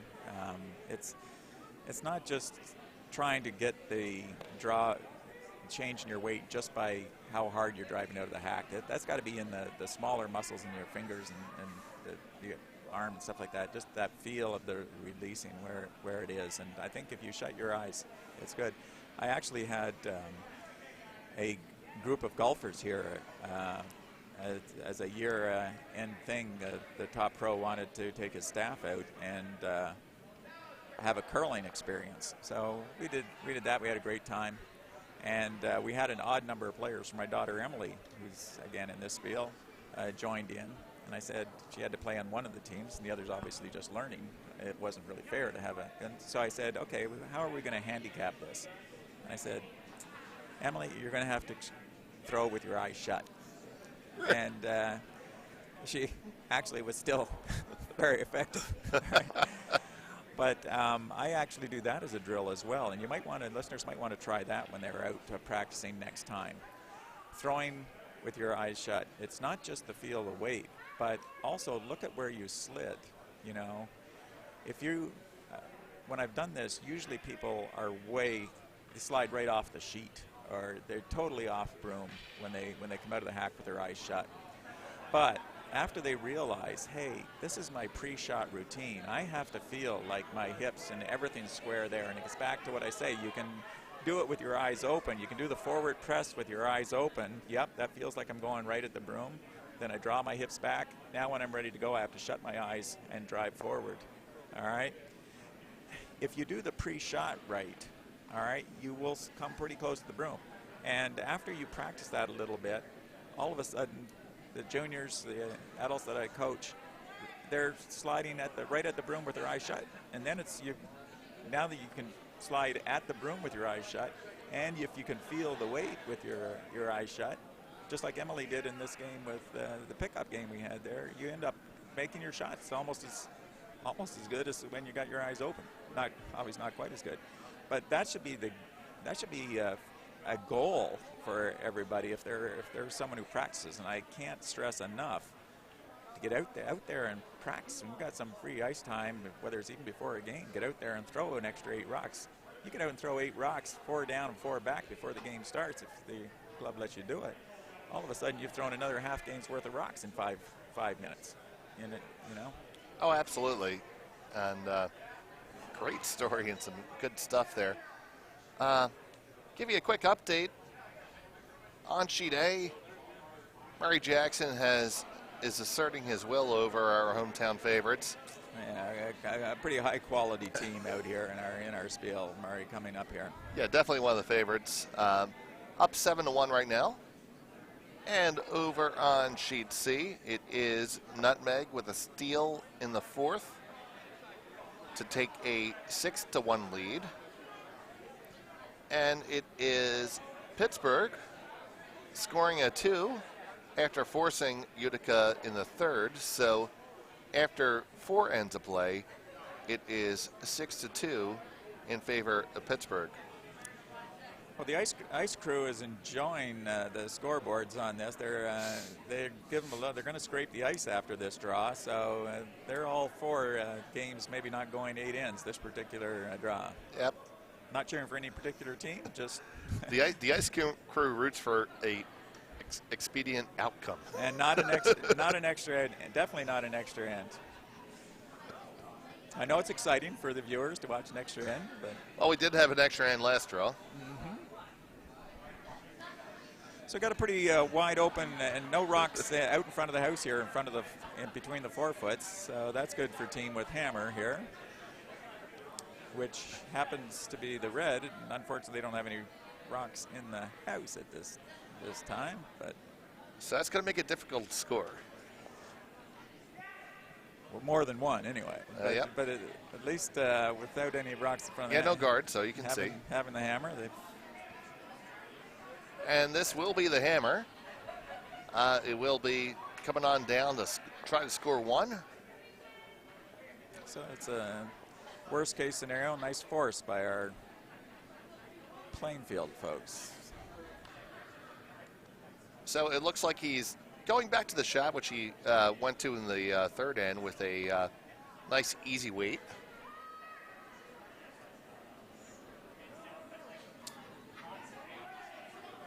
I don't know if I'd be sweeping this just yet. Yeah, well, they're on it. They're off of it. It's coming up nicely. And right on the nose to score the 1. That's as much of a replay of the 3rd end as you can get. I mean, you betcha. No hit on the 3rd, no hit there. So we have a tie game after 5 ends of play. Jay Rusick checking in. Jay, a voice from the past. How you doing, Vi?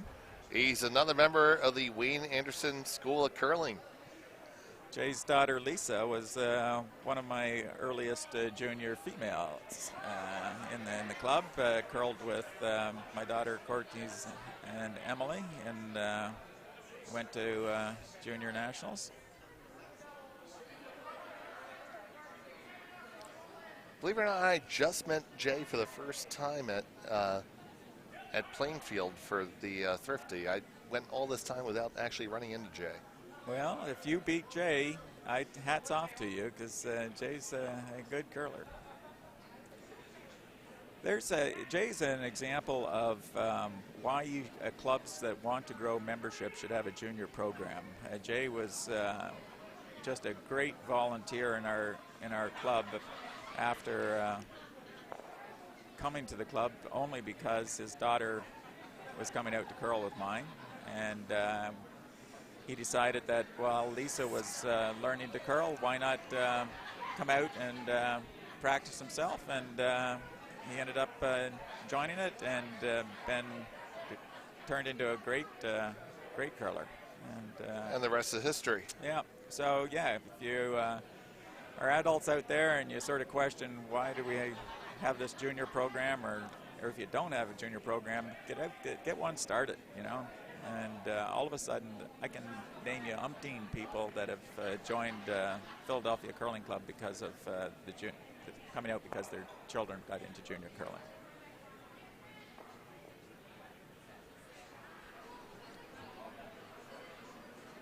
So we have a single point scored in the fifth end by Utica. So it stands 6-3 in favor of Pittsburgh after 5. Daphne Roberts throwing a hit.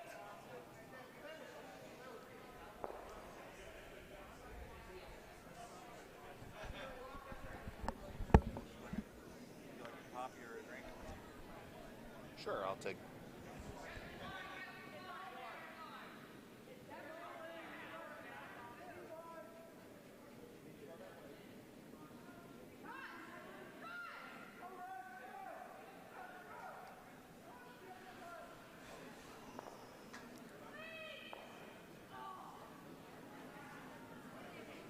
That will tick over and onto the house. So red sitting shot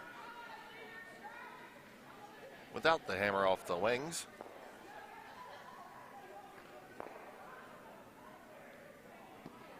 And Plainfield looking to do some tapping action here.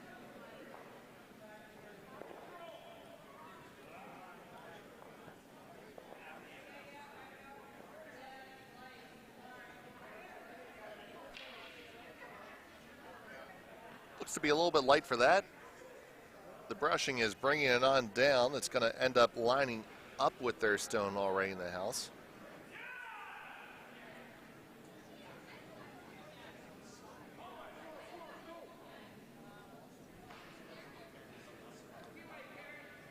Wayne stepped away to grab a beverage for us, but it's been an absolute pleasure to have him sitting with me this morning. Learning a tremendous amount just sitting here, and I'm probably going to wind back the tape and watch it myself just to make sure I get all the Wayne isms in me.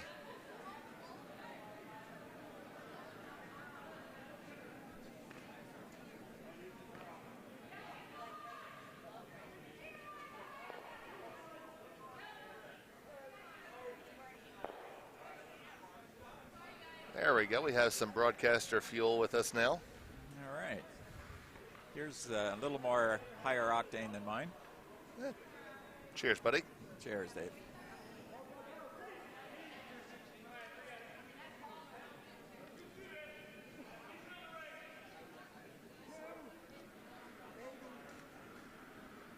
That is high octane. I looked at it. I said, wow. They said, well, it's Dave, isn't it? I said, yeah. For a second, they thought I was double fisting and coming back, and then they realized it was you. Are they going to buy this guard? It's close. No, they are going. No. They're going to wick past it, but you know, weight-wise, it was probably a good thing. But they do have the hammer here, so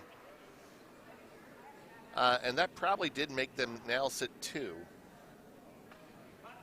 Because red was shot, and now it's real close for 2. I see. Yeah.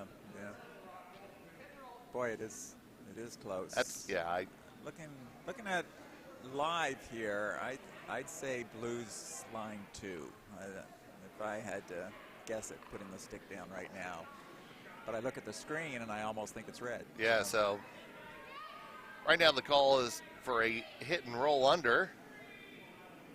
Wouldn't it be nice to have a measure here, and then we can test our... Oh, sure. What's a TSN? They get out their pixel meter. Yeah. You don't have that in... No. You need that, Dave. Sure.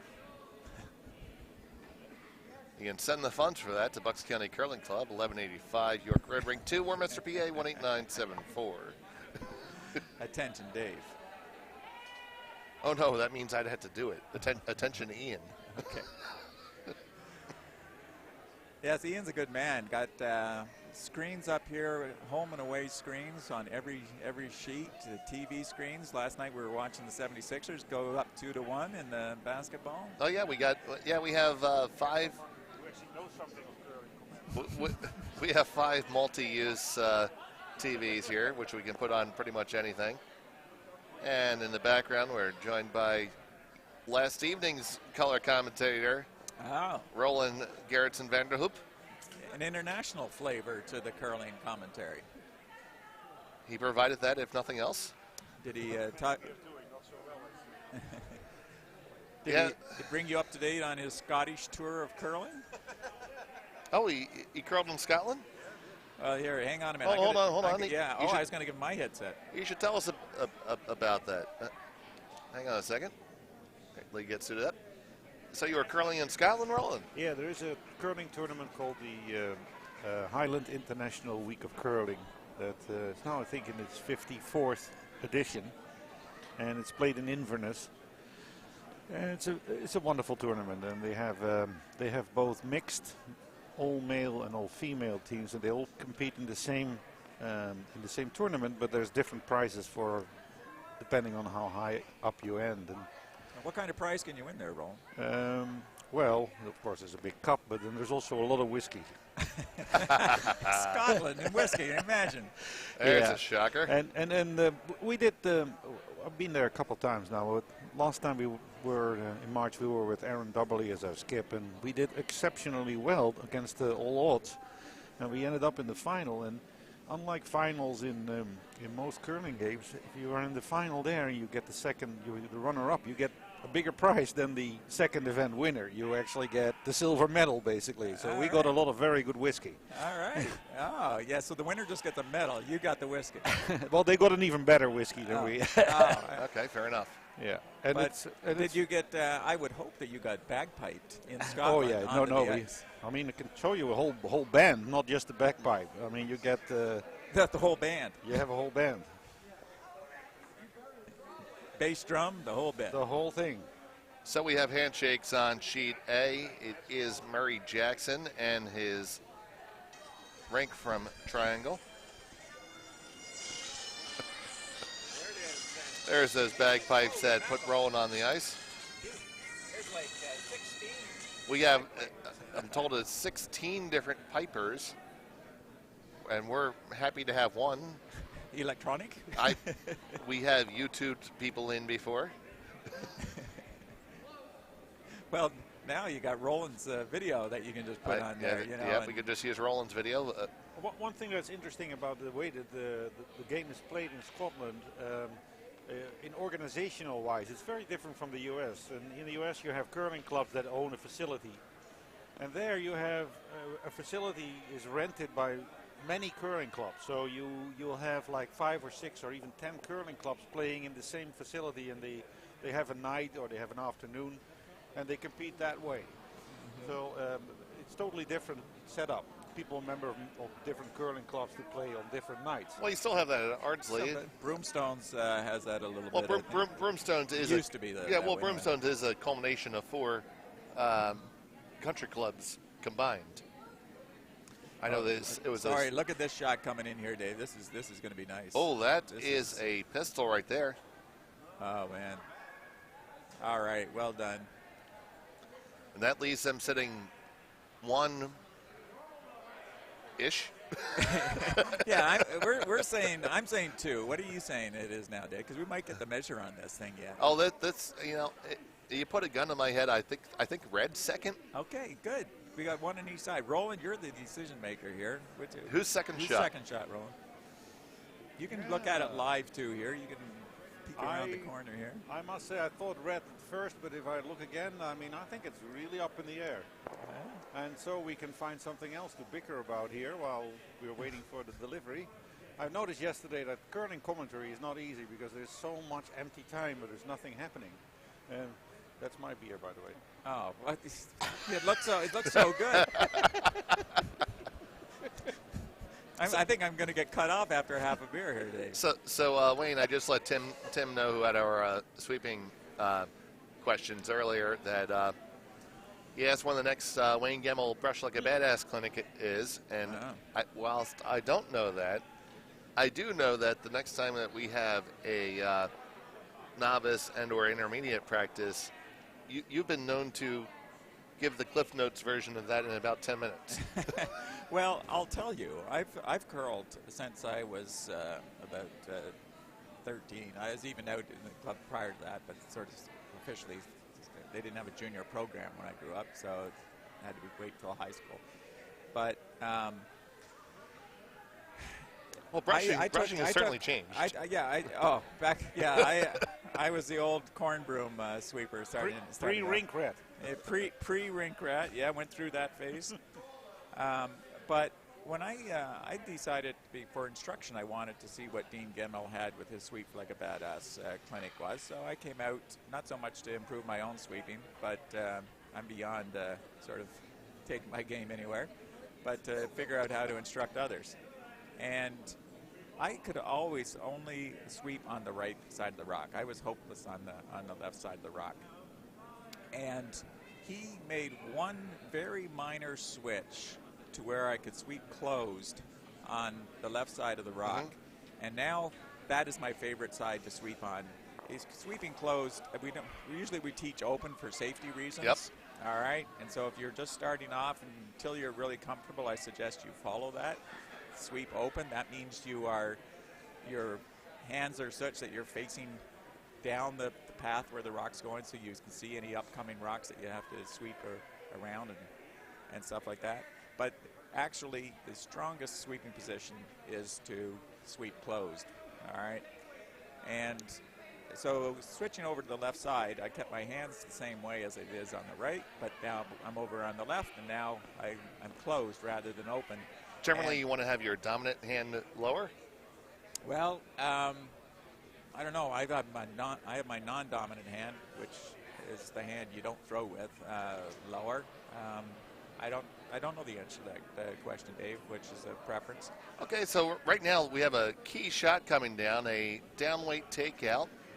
We need to get around that top guard. Just has to. It's a tight port. I think that it's going to get past it. They're going to sweep past it, and they got it. And there it is. It's a fantastic shot, and rolls under cover. Somebody should be ringing a cowbell in the warm room right now. I understand that you've had cowbells delivered to you personally here, and they're not out here on display. Yeah, I don't know.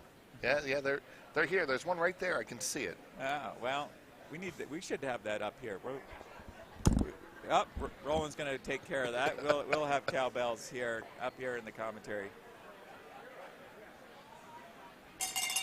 There it is. A belated cowbell ring for that shot. I mean, and again, for curlers who are just starting out, that is a difficult port to go through, not only because it's tight, but because the way the guards were staggered. That was an in-turn coming from the shooter's left to right, and that was a tough-ass shot. That's a much tougher, a much smaller port coming that way, where you have to come in for the long guard first. If those rocks were switched, it would have been a much less impressive shot, but that had to be absolutely perfect. It was also impressive because the one right before that was what we call an Austrian takeout. It missed everything. Why an Austrian takeout? Where did that come from? Oh boy, don't let Roland get political. It comes from the Swiss, who apparently think that the Austrians are not very good at curling. Well, the Swiss have a neutral position for that. So I learned two new terms in Scotland. One was the Austrian takeout. The other one the Scottish have for a guard that doesn't guard anything. They call it an Irish guard. An Irish guard. Oh boy. Adding to our international flair. There's Andrea Stepnosky. Yep, tick. Needed the tick. And what do we call this again? An Austrian takeout. Austrian takeout. The Austrian takeout did no good. And now we may get a measure. It's one for sure, and they just told the front end to get the hell out of the house. No, don't put the broom down. Don't do it. Don't do it. Okay. After you've looked at it twice, just call for the measure. All right. Yeah, what I've learned from experienced players is that you should never put the brooms down. Actually, if anything touches that, they're going to measure. you ruined the measure and you lost the point. Basically. They are indeed going to the stick. Well, yes, that's a good point. You see it all the time, people putting brooms down, but that's safety as well. I mean, you put your foot on that broom, and someone who's clearing the rocks, and all of a sudden there's a broom down on the ice, and you step on it, and you go head over a tea kettle. Okay, so you get rid of that one there. We know that one's good. Okay, so we got a little wager on this, Dave and I. I'm going to pick blue. He's got red. I got red, and we have the grand sum of one attaboy on it.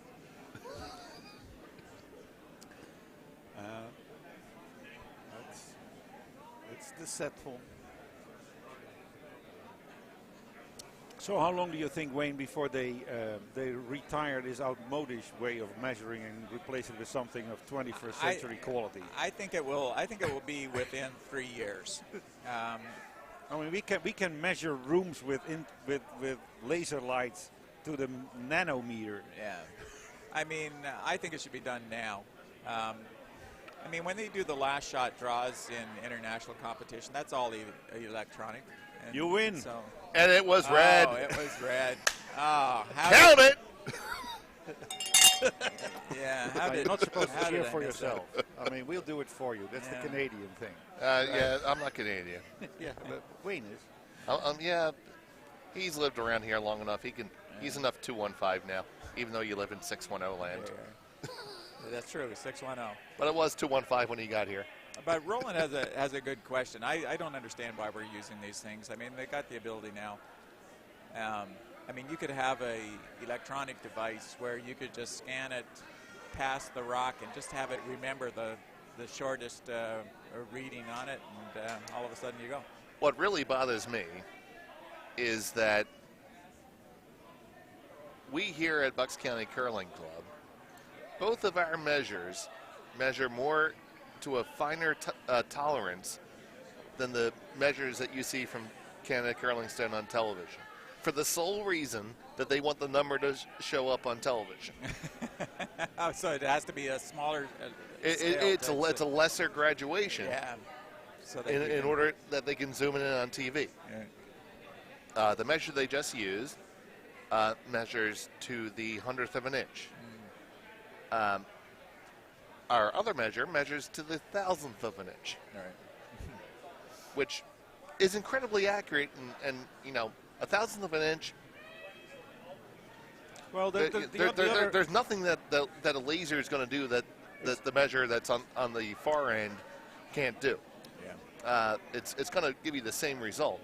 I'm just bothered by the fact that they use an inferior tolerance just so it works on TV. Yeah, but there is another issue with the older way of measuring, and that is that temperature makes an impact on it, and you can be clumsy with it. I've seen someone, an official referee, who basically burned the rock with it and declared it, well, they were equal because he couldn't measure it anymore. Yeah, well, and you're right, and in the spirit of curling, you wouldn't like to think anyone cheats, but I have understood that there are some people who are rather good at leaning on the measuring device when they're measuring their rock, so that it bends, and so well, actually the other way around, bends would show a further distance. Don't give people ideas, Wayne. And we have handshakes on sheet C, and it will be Nutmeg and Team Schemia beating Julie, God bless you, from Chesapeake. All right. And last thing about this new measuring tool, I saw it used in the pin tees once, and there's another thing that's really cool about it. It's fast. They just swirl it around, and the rock that's closest, I mean, they know it within one turnaround on the pin. Now, Wayne, to your point of somebody being good at leaning on a measure, I cannot tell you from personal experience. My good friend Mike Altamari, best friend I have in the world, we would play horseshoes. And we'd throw the horseshoes, and it would be close to where we want to measure what was closest if we didn't have a ringer. So he'd remove whatever stones were on the pin, and we'd look at the other stones, horseshoes, right? We understand. Yeah, horseshoes. He'd place one hand in front of one, and one hand in front of the other. it took me 12 years and many lost wagers to find out that while he was a Ute, as they would say in My Cousin Vinny, he had broken his arm, which caused his growth plate in one hand to get screwed up. So he had one hand that was approximately 3/8 of an inch smaller than the other. And close only counts in horseshoes. So, and he would measure with the skinny hand. Sometimes you have to live with the impediments that you have. Yeah. And my God, he got me so many times. Now here's a promote, Dave. A two-guard getting promoted, dead on, buried almost in not shot bad. rock. You can see it. They're going to call for the hit, saying, let's make the hit. If we peel the guard, we're okay with that as well. There's and that's again for our newer curlers. Always know the pro side of a shot. That guard disappearing is not the worst thing here. Do you know whether they're going to make this the 8th end, or did they? Oh my God! From Portland, Oregon, Bob Foley. Bob. Can't get Bob to come on here and Bob tell us what Foley, it's like. A original member of Bucks County Curling Club, Bucks County Curling Club 1.0, now on the left coast. You mean he's Zamboni? Oh yeah, Bob played on the Zam. By the way, I've noticed that it's one of the most desirable pins when you play abroad is the free Zamboni pin. All the ice makers want to have it. That pin is in very short supply. I mean, there are literally less than 40 of them available. Yeah, we gave him to the Scottish ice maker who couldn't stop laughing and pouring his whiskey. Well, welcome, Bob, back to Bucks County. Yeah. Did anything bring you back here besides the curling? You got family here. Okay, nice shot. All right, back to visit right family. It's always a good reason.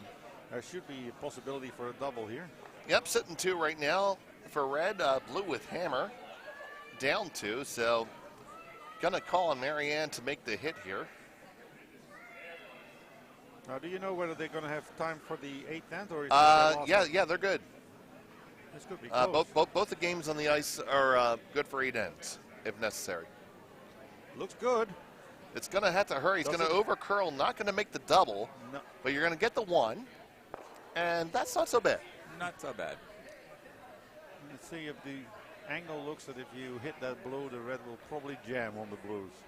Well, and if you hit the blue back on the inside, it's going to make the double back easier. So this is a pretty big shot for red here. They don't have hammer, and blue is 2nd, 3rd, and 4th shot. So this is where it's key to avoid an unacceptable outcome.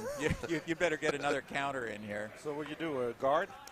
I would actually not guard in tap. this case. I would actually. I think I would draw the other side. Draw one in here. Get a second camp. But you have to be comfortable that you can make it. Is there enough room to get by there? Well, you would come to the open side, right? I mean, the other thing you could do is you accomplish the same thing. Hit the one on the left here and lie 2 and remove a rock at the same time. Well, the decision has been made. Or as Caesar used to say, the alia jacta est. The die has been cast. And there it comes. They go for the straight draw. That's definitely not a draw. Well, what is it? It's going to do exactly what we wanted to anyway, though. No, it's going... it's sitting 4th? It's only cutting out 1. Yeah. Not sure whether that was a call for a draw. I wondered that as well. I mean, it looked like it was a draw, but it had too much weight for that. Yeah, we don't know. We'll never know. All right, here's the shot to lie 3. Dave, I've wondered what a radio coverage of curling would be like.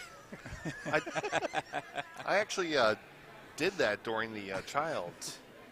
Okay, there she comes. She is going to try and hit the red out. Didn't Ronald Reagan do baseball games?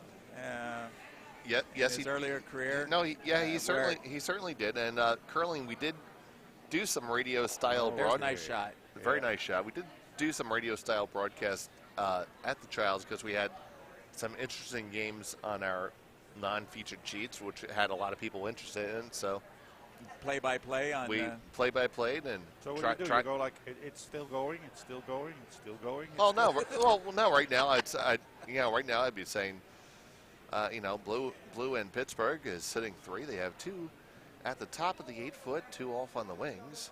Now, does the extra quiet voice, is that a part of sort of that's? Yes, you have to add the gym. It's not golf, you know. You have to add the gym man's voice. Oh, okay. Or chess, chess voice. Move rook to queen 7. Okay, so we have a hit coming down with some pace right now. This is going to remove a rock. There's a bold prediction for Wayne Anderson. But it does not do any more good than the quiet weight takeout. It removed 1 rock. So that leaves Plainfield sitting 1st and 2nd, 3rd and 4th stones belong to Pittsburgh. Talking about quiet voice, one of my favorite scenes from a movie is Bill Murray doing a golf sequence. Can you name that movie? Caddyshack? That would be Caddyshack. Caddyshack for full marks. That is, I love that. You know, what does he say? Like 200-yard shot. He pulls out his pitching wedge or something like that, right? Here it comes. It's in the hole. Not entirely sure what Andrea wanted here. Well, Andrea is going. Well, what she wanted, she's going to end up with. It's a great shot. She's going to end up sitting 1, 2, 3 after this, and it's going to leave Pittsburgh saying, "Have to hit something." K the heck that I do. So being Cinco de Billet, Wayne, K the heck do we throw here? I would think that she was trying to hit and roll over to the left, but it's a tough one.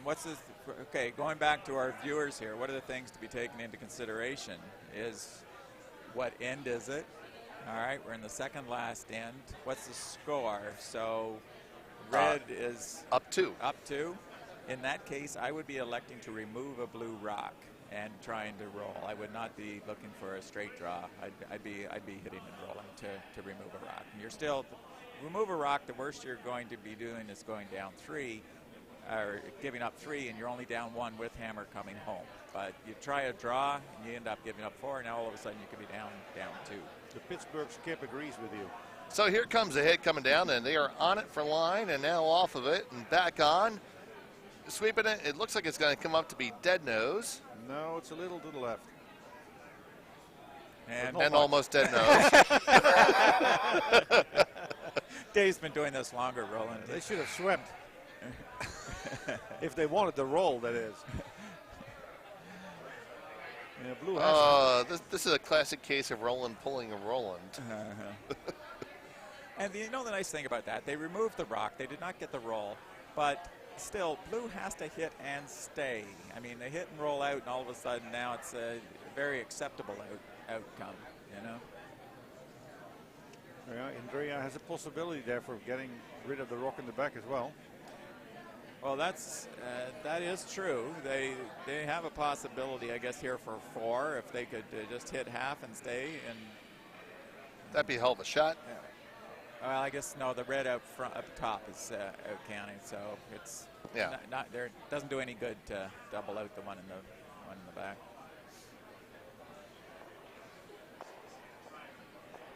You think the one in the back is not out counting the one in the front? The one in the back is only out counting the one on the far left, right? And the one in the top 12 on the right is also out counting the one in the left. Wayne, never let facts get in the way of a good story. Okay, there she is. There's a great shot. Oh, and there you go. So they hit by red. Ends up, they only give up 2. But she still has a roll. Well, we have stones left. Yeah. Oh, my goodness. Half a beer, folks. That's all it takes. There's the facts. There's the facts getting in the way of a good story. As you know, he is thinking about drawing, and this is something you would not do, right? If I'm red here, no, I would not. Well, how easy is it to hit something here? You have a good hit at those on the left. Yeah. Yes. I would throw normal plus at that one on the left. I wouldn't even worry about rolling. And that seems to be what he's doing. Just make it go away. Make some blue stuff go away. And yeah, if you roll under, now we're having a discussion here. I think it's a good time to talk about this. Is a pretty crucial shot. Reds goes away. If they go out, I don't think there's any way they would try a shot to remove the red in the back. Well, it's Red's rock to throw right now. Yeah, but I'm thinking ahead to if you hit and rolled out, is there a way that blue could score more than one? And I don't think so. So I wouldn't be burning any brain cells on this. So you just make a hit in the left here. Hit the one on the left, the easy one to hit out. The worst case, you give up two, you're tied coming home with hammer. Hey, you should win probably 80% of the time.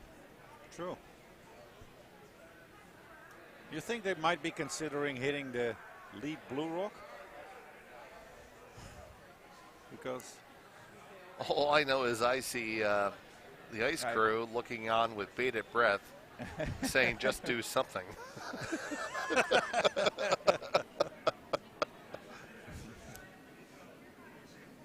think they have decided for something else than the blues on the left. All right. Well, we'll see how this turns out. If they end up giving up three, though, that would be an unacceptable outcome. That's an unacceptable outcome. It's bigger than two, and it also gets back to not using the scoreboard to decide what your strategy should be. So, and guys, folks listening now, go back and listen to this entire game. We had a great breakdown of how to call a game, how to look at strategy. Wayne gave us all kinds of great nuggets, and we thank him so much for that. So here we come down. We have the final skip stone for Pittsburgh. It looks good. Oh, can it get by? Can it get by? Does it go by? It's going to be... Oh, what a shot. Wow, that's a good shot. And it is very, very close, and it is, I do believe they are sitting shot. That is close. But risky. Because you could give up 4. Yeah. No, 3. Yeah, 3. Yeah, it'd be hard to keep the shooter on this too, though.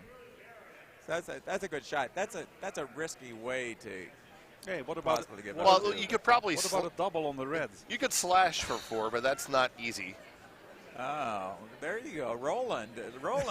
Thinking here. Could he possibly double? And looks like that blue on the right might get in the way. Yeah. So my question is, Roland, do you want to go out there and throw that?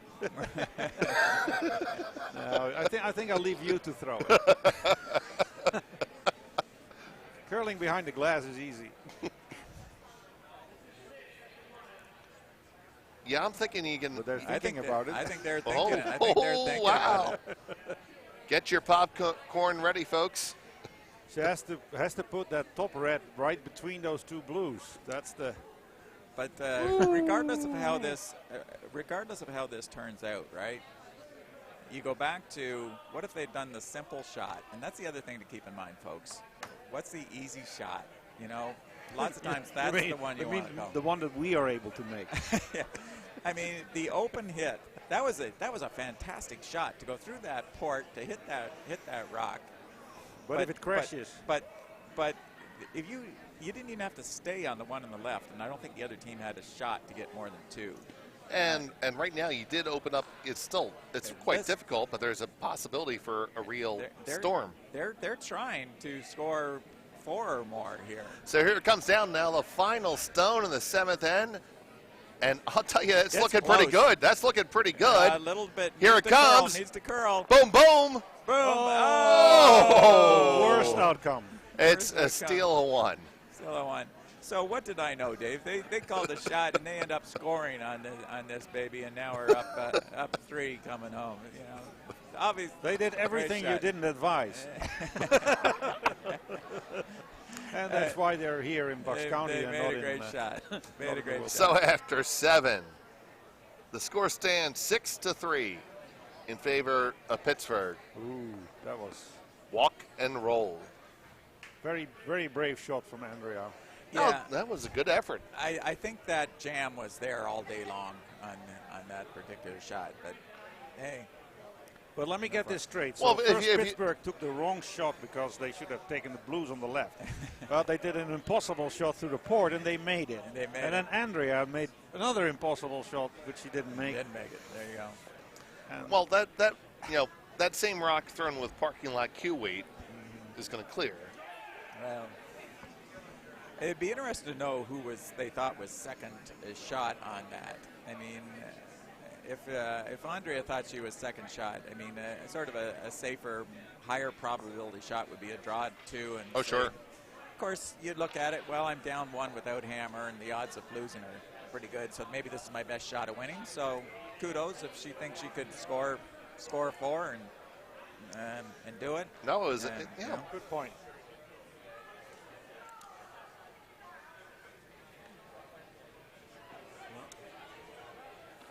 So the thing is, would you rather be down 1 without, or down 1 without, or down 3 with? What would you rather have, Dave? Down 1 without or down 3 with? Down 1 without all day. All right. Let me steal. All right. So you would, in that case, you would have gone for the higher probability draw, try and score 2, and only be tied, or worst case, Yep. you miss the draw, you're down 1. Down 1 with. Yeah, Let me try to steal 1. I'll take my chances. What I've heard in the higher echelons, they actually are favoring down 2 with the hammer these days because of the 5-rock rule. Gives them a better option to get a higher score in the last end than they used to have. Yeah. Yep. But at our level, that may be not that relevant. So over Go ahead. on sheet D, a 4-ender All right. put up by Utica to make a game of it. So after 7, it's 9-7. The battle of the 4 enders over there. Yeah. Red took 4, blue took 4. And Blue is lying good. So it might come down to it there. At the moment, Blue has 2 counting rocks in the house. It's nice to see a whole bunch of clubs here, and these are different Uticans than we usually see. So this is we usually see Roger and MJ and such. Yeah. Uticans, that's a proper terminology for folks from Utica, is it, Dave, or is that a Davism? It sounds good. Sounds good. Uticans? Uticanians. I just think Uticans. Uticans. Pearson, give me a ruling on that. So Wayne, you were saying? I don't know what I was saying. Okay. Oh, no, I poked you on the arm. I wasn't hearing Roland as well. I don't know whether our listeners are hearing Roland. Well, Roland was talking. Better they don't. Roland was talking very loudly, and then I brought him back a little bit. Okay.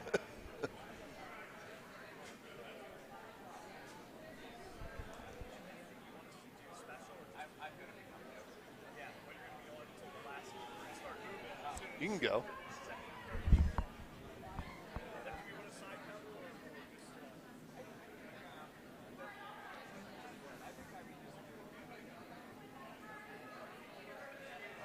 So we're looking here in our 8th end, and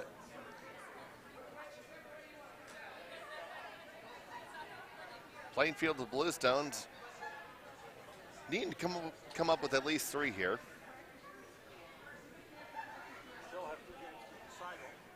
Yeah. The ice crew is trying to figure out how they're going to do their scrape. We are shooting in this spot to be able to scrape every 2 draws.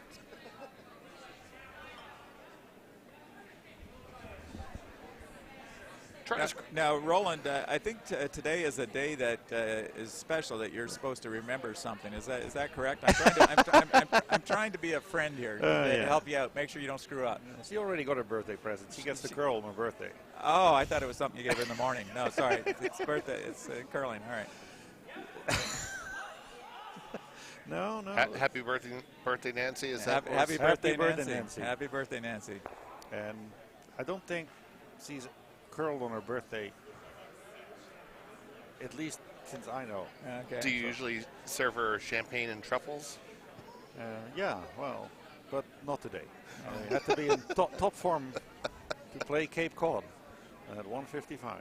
Now, I told Nancy yesterday that we have to have a reciprocal arrangement. My birthday's tomorrow, and so I said, we could have a birthday kiss today, a home and away birthday kiss and hug today and tomorrow. So I hope you don't mind. I hope I won't get punched out when that happens. No, but I thought, if you were hoping for my birthday kiss, that's not going to happen. No, thank you. I will buy you a drink on your birthday, Roland. That's very good. That's also closed, by the way. Is it? Yeah, we are all Mays here. And then we have many beers. He's also a May guy. All right. It's a lot of May birthdays. Must mean that August is a boring month. Yeah, that's right. What happened in August?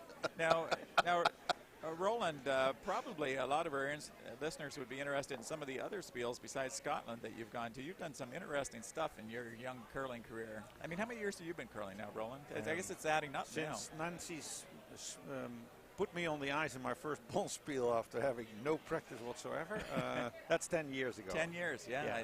When I met her, she told me that there were 3 options. I could watch her curl, I could curl, or I could not see her in the winter.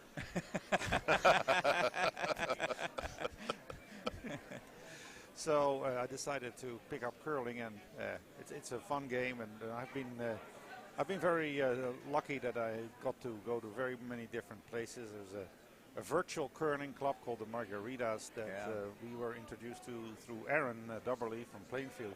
Yeah. And they meet with about 60 teams every year on one side of the ocean. Yeah. And so you go to exotic places like Copenhagen, Las Vegas. This year it's in Cortina d'Ampezzo in Italy. And last year was in Winnipeg in Canada. So you get to go to different places, meet lots of teams from different countries, which is really the nice thing about it. You see Canadians, obviously, but also Swiss and Scottish teams. And that's the fantastic thing about this sport, isn't it? You don't have to be a national champion to be going to Italy, to going to Scotland, to going to Iceland. You've been to Iceland, haven't you? I have not been to Iceland, but there's many in the club here that have been to Iceland, to the famous Iceland game, yeah. That was an Austrian guard, by the way. And sorry, an Austrian takeout. An Austrian takeout that missed everything, and that will give the opportunity for Plainfield to sit 2, much to the chagrin of the ice crew. Just don't lie 3. So the one thing to say is the curlers are such a nice community, and that is really something very special. They're competitive on the ice, but they never ever bear grudges, or don't take time after the game to drink. And if they don't take time after the game, then they don't get invited again. Yeah, Plainfield is playing some excellent shots here. That was just a great tap to move that rock back to the back 12 there earlier on, and now they've come up and beautiful shot. Got a nice little draw under, and now everything's kind of like half buried, so it's going to be really tough to get rid of everything here. Now, correct me if I'm wrong, but I kind of like just drawing down to the one that on the back 4 and play the scoreboard.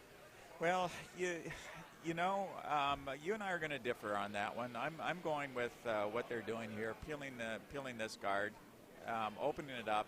They just have to stop Blue from scoring 3, right? So give themselves a chance to double take out. You draw around, you make that freeze, yes, but that might be something I save for a little more desperation later on. Right now, Blue has to put the guard back up, so they're... Well, they're calling it a 3 guard. Would you prefer a 2 again?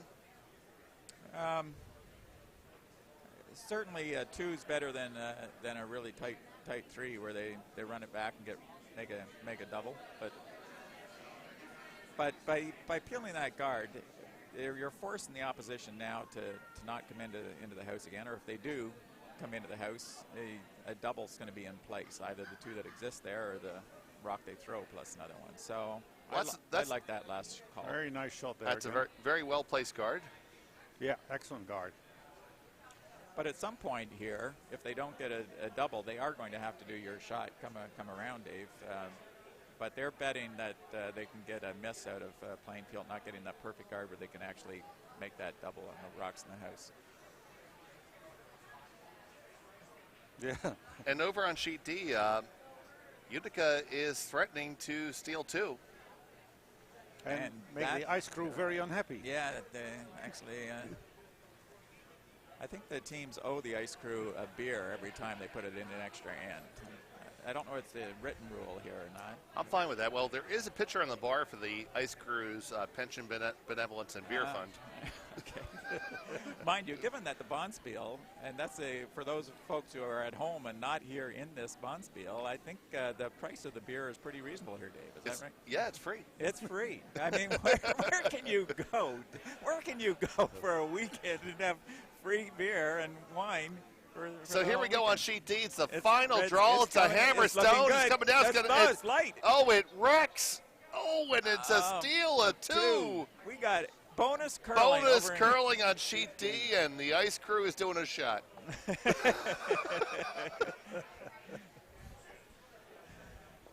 Dave signaling to them that he wants them to take the rocks down the other end so that we can give you a play-by-play with an accurate description of exactly where these rocks are. Well, they're going to have to come, if they throw them back. Well, last night we asked the extra end game to throw them back towards the glass, and they said the hell with it, we're just going to throw them back the other way.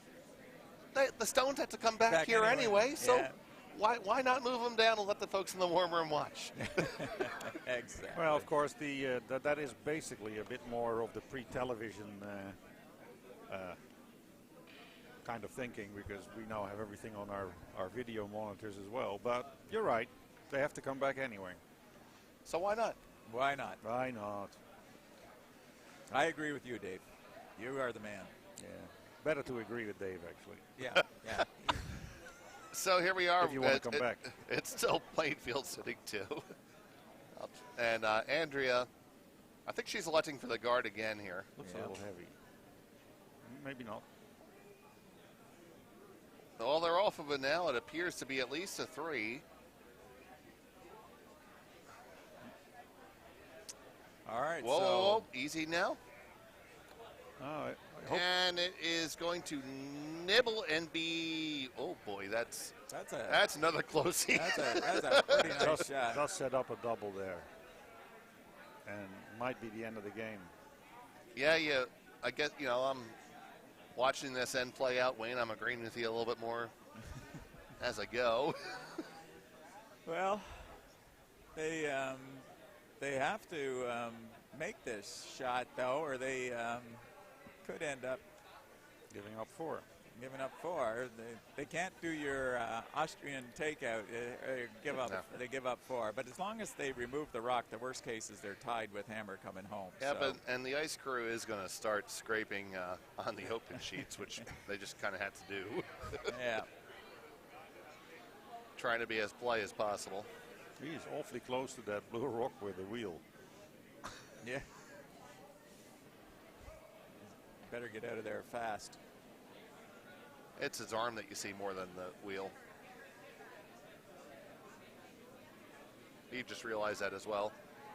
There it comes. Coming down, it's going to hit 1 and 2. Will it go out? Is it no, going it did out? not. No, it stayed in. It's looking like bonus curling on sheet B. Well, we need Andrea to stick one now.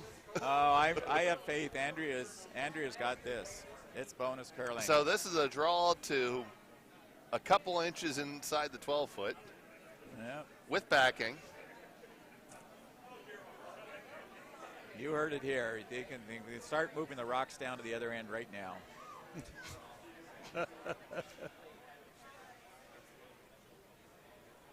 Kevin is not liking this. The ice crew is going to tell them to move over to sheet C so that they can do side-by-side sheets here, scraping, I think. Well, we do have a second scraper here. We should put a bleed on the other one.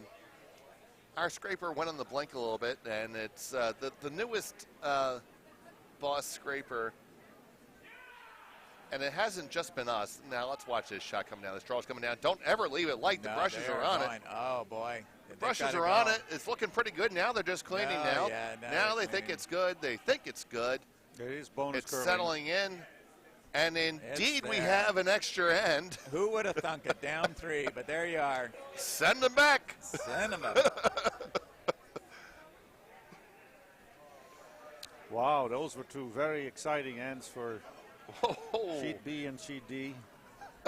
And I'm looking at our Grand Imperial Poobah in charge, Greg Danks. And he slams the draw sheet down in disgust. Not a fan of bonus curling. As a guy who runs a Bonspiel, I get it. You're like, damn it. We try to be ambitious with this and schedule 2 scrapes in midday. Well, the nice thing about this, we only have to do a 3 pass. So this scrape and pebble can be done really quickly. Oh, sure. We got nice level ice here. You can do a really deep scrape with just the one pass on each section. Oh, and they're definitely going to start scraping now. You have to. Yeah. Oh, that was a fantastically played end. I definitely enjoyed watching. So now we got a battle here.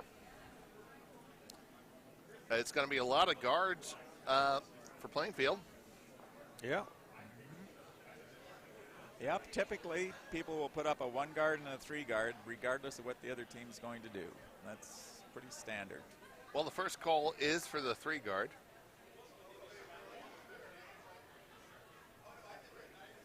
We'll see how this plays out, but definitely interesting to talk about the strategy for I must steal.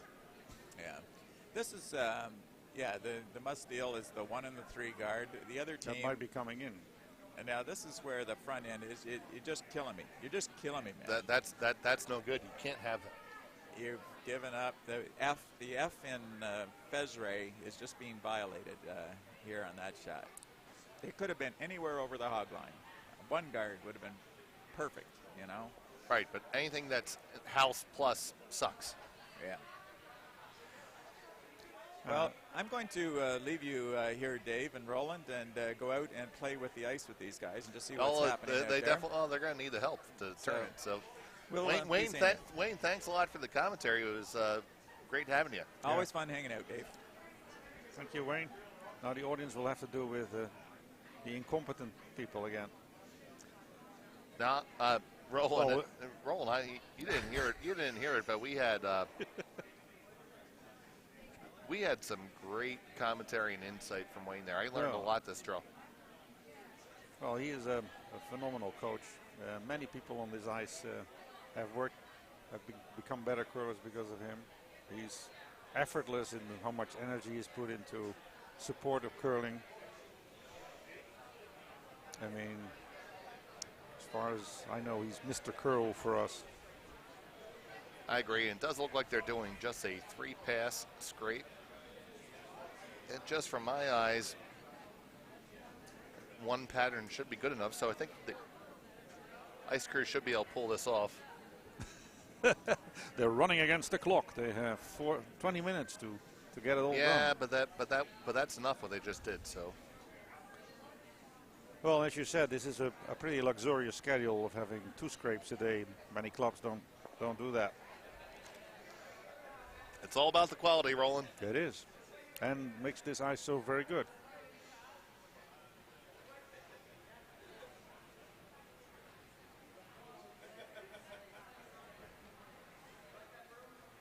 Update on our other extra end game. It is Utica in the must-steal position, and they have set up a 2-guard and a 3-guard and have one on the 4-foot. So Pittsburgh is on the Peel Express with Vice Rocks. and trying to open that up. But Utica is definitely threatening to steal and win that game.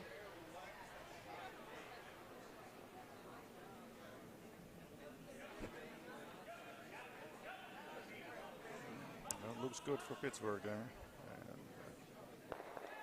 And we have a single peel, even a guard, and Utica will be able to replace it. Back here on the featured ice, we have an Austrian takeout.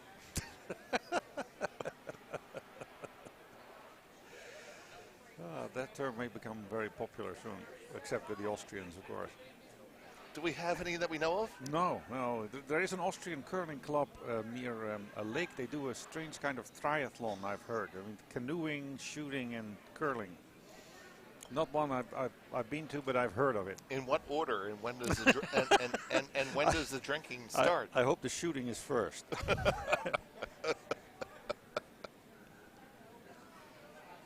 I think you have to talk with Aaron. It's on his bucket list of things to do. He wants to go to that particular Wonspiel.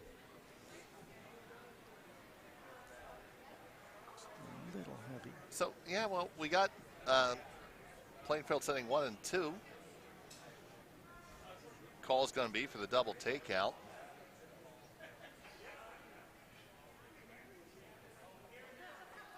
Over on sheet D, we have, this is what the radio broadcast sounds like. We have Utica sitting top 4 with a 3-guard, 2 3-guards slightly staggered. Pittsburgh with their second Vice Rock is going to attempt the double peel of them. Yeah, they've played that really well, Utica. That's exactly how you try to steal a point in the extra end. And here comes a down a shot with peel weight, and it is not going to execute the double takeout. Don't touch that. There you go. Well, Pittsburgh skip kind of caught that with his foot, but yeah, but it's not a big dealio there. Don't think he felt it. So here comes the double attempt down. It's coming down with a nice normal weight. Trying to hold it for the line. Got to hold it really hard. Looking good. Curl up at the end. Now, will that top one go? No, it won't.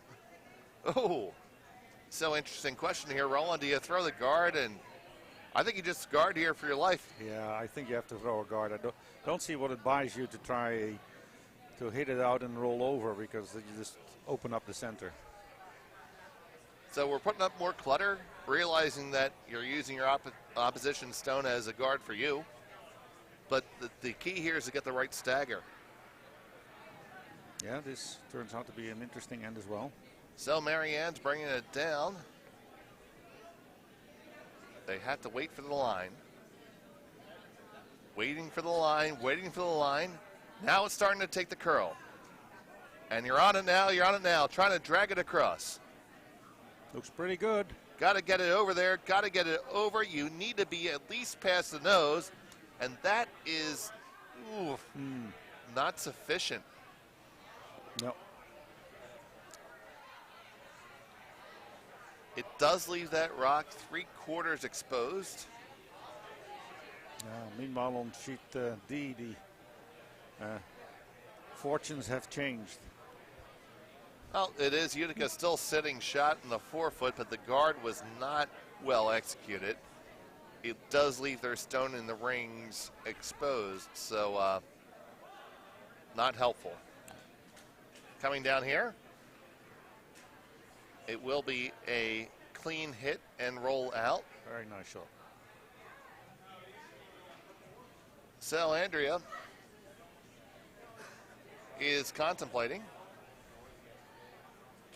It looks like she is going to elect for the outturn draw. That's the right way with the stagger.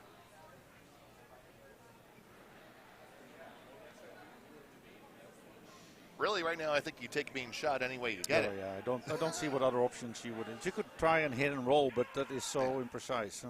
Yeah. So you just want to be shot here somehow. And Luisa has been very good with her draws. She has. Oh, beautiful shot there on sheet D. That is, that Pittsburgh rock is now lying. Okay, that shot coming down here, it is light. It is going to over curls, but it's going to be another guard. And that's okay. Yep. You don't have to be shot till the end. So, so this is where I would just clear the front. And that, yeah, buddy, I'm with you there, and that's not where they're going. Yeah. As those blue rocks are not your friends.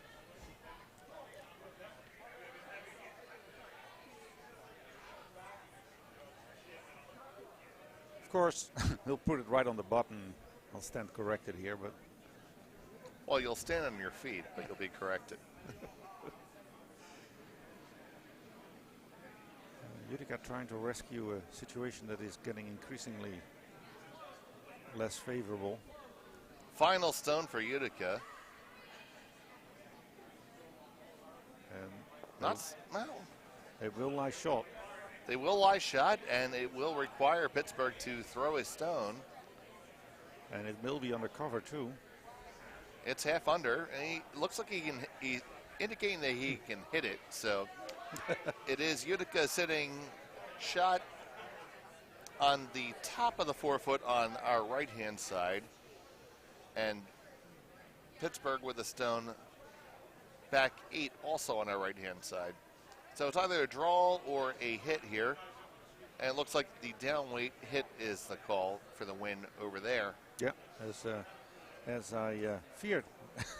They put it right in the house very nicely, rather than taking out those blue, and now there's 3 red rocks out counting the blue, but and he's still got time. Louis are trying to change that situation. So here comes the brushes are on it.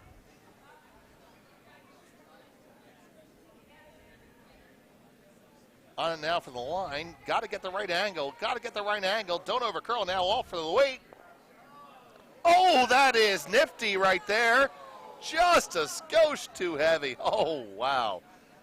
Fine effort there.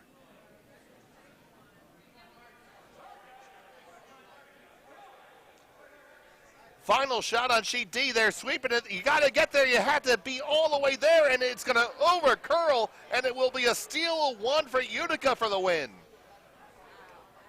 What a fantastic finish. Great game between those two squads, going all the way to the last rock of an extra end. Yeah, very well played by Utica there. Set up the game really nicely, and in the end you do have to be a little lucky that the other party misses a rock. So congratulations to them, and back over here now. What the hell are they calling there? I don't know. I think I was puzzled by that too. I mean, it looks like a ice for a takeout, but and that it's already taken off. No. I think maybe they're trying to stop the next promote. Oh yeah. They're guarding. Yes, that's exactly what they're doing. They're guarding the raise.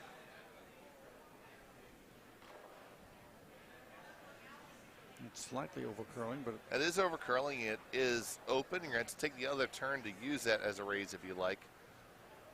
So I think Andrea's faced with a couple choices. You could run your own one that's on the center line in. Tricky because you first of all you'll give up whatever guard you have in the middle, and you have to be really, really precise. I mean, it looks like that's where she's going. No. So you think that she's trying to remove 2 reds and like shot? Well, yeah, but Mark Wheeler here is off on my right shoulder, and she thinks that the raise is still the call. Okay. So like you said, they come from the other side, on the side. Yeah, and the way she's motioning with the stick, that would seem to be the case. At this moment from the broadcast booth, the sombreros are really getting in the damn way. We have a sombrero overload. So here comes Andrea, and indeed it is the raise the call. They're on it for line right away. The weight's good for a tap. The weight is fantastic for a tap. Now it's all about the line. The brushes are on it. Looks like it's over curling. Oh, it did over curl. Can they get a little roll in? No, they cannot. Okay, then. There's one more chance for blue.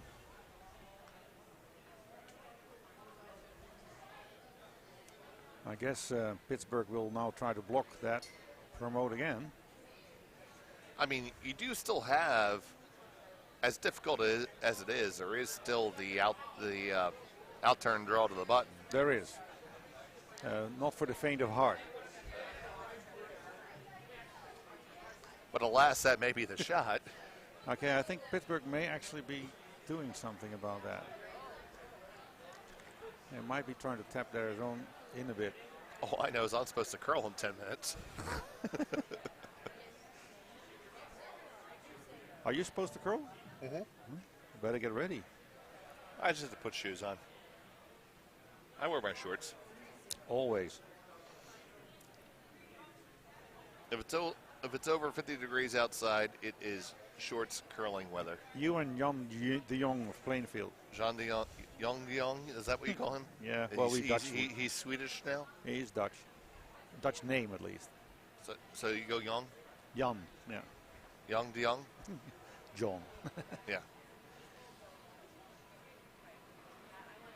Okay, there comes the first rock off. He's guarding the raise again. Yeah, he is.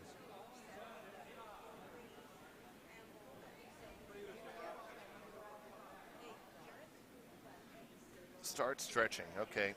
Okay, Dustin, I'm standing up. I'm stretching.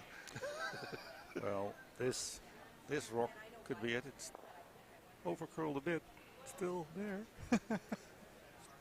Okay, so here's the choices. You can throw that raise. If you ever make that raise and get it right, you're dead in there, and it's yours. Right now, I think for my money, you see a sliver. I see a sliver. I see a sliver of that red. I chip that red out. I come out that with weight. I chip that red out.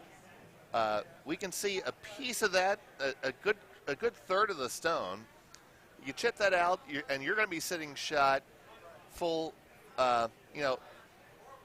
full 8, and you make your opponent draw to win. I think that's your highest percentage shot right now. And what do you think she's doing? She's doing the raise again? I think she's doing the raise again, which I don't like. But it's not bad. She could be going for, she could be going to chip it out. Let's see. We'll know as soon as the weight comes. And we're trying to chip it, I think. Here it comes. I think you got to be sweeping right now, guys. Oh, okay. So now it is a raise. Never mind. Needs to curl more. It's not going to curl enough. And it will be Pittsburgh. Yep. So it's a score of 1 for Pittsburgh with a final score of 7-6. Very exciting last end here. That was a couple great games.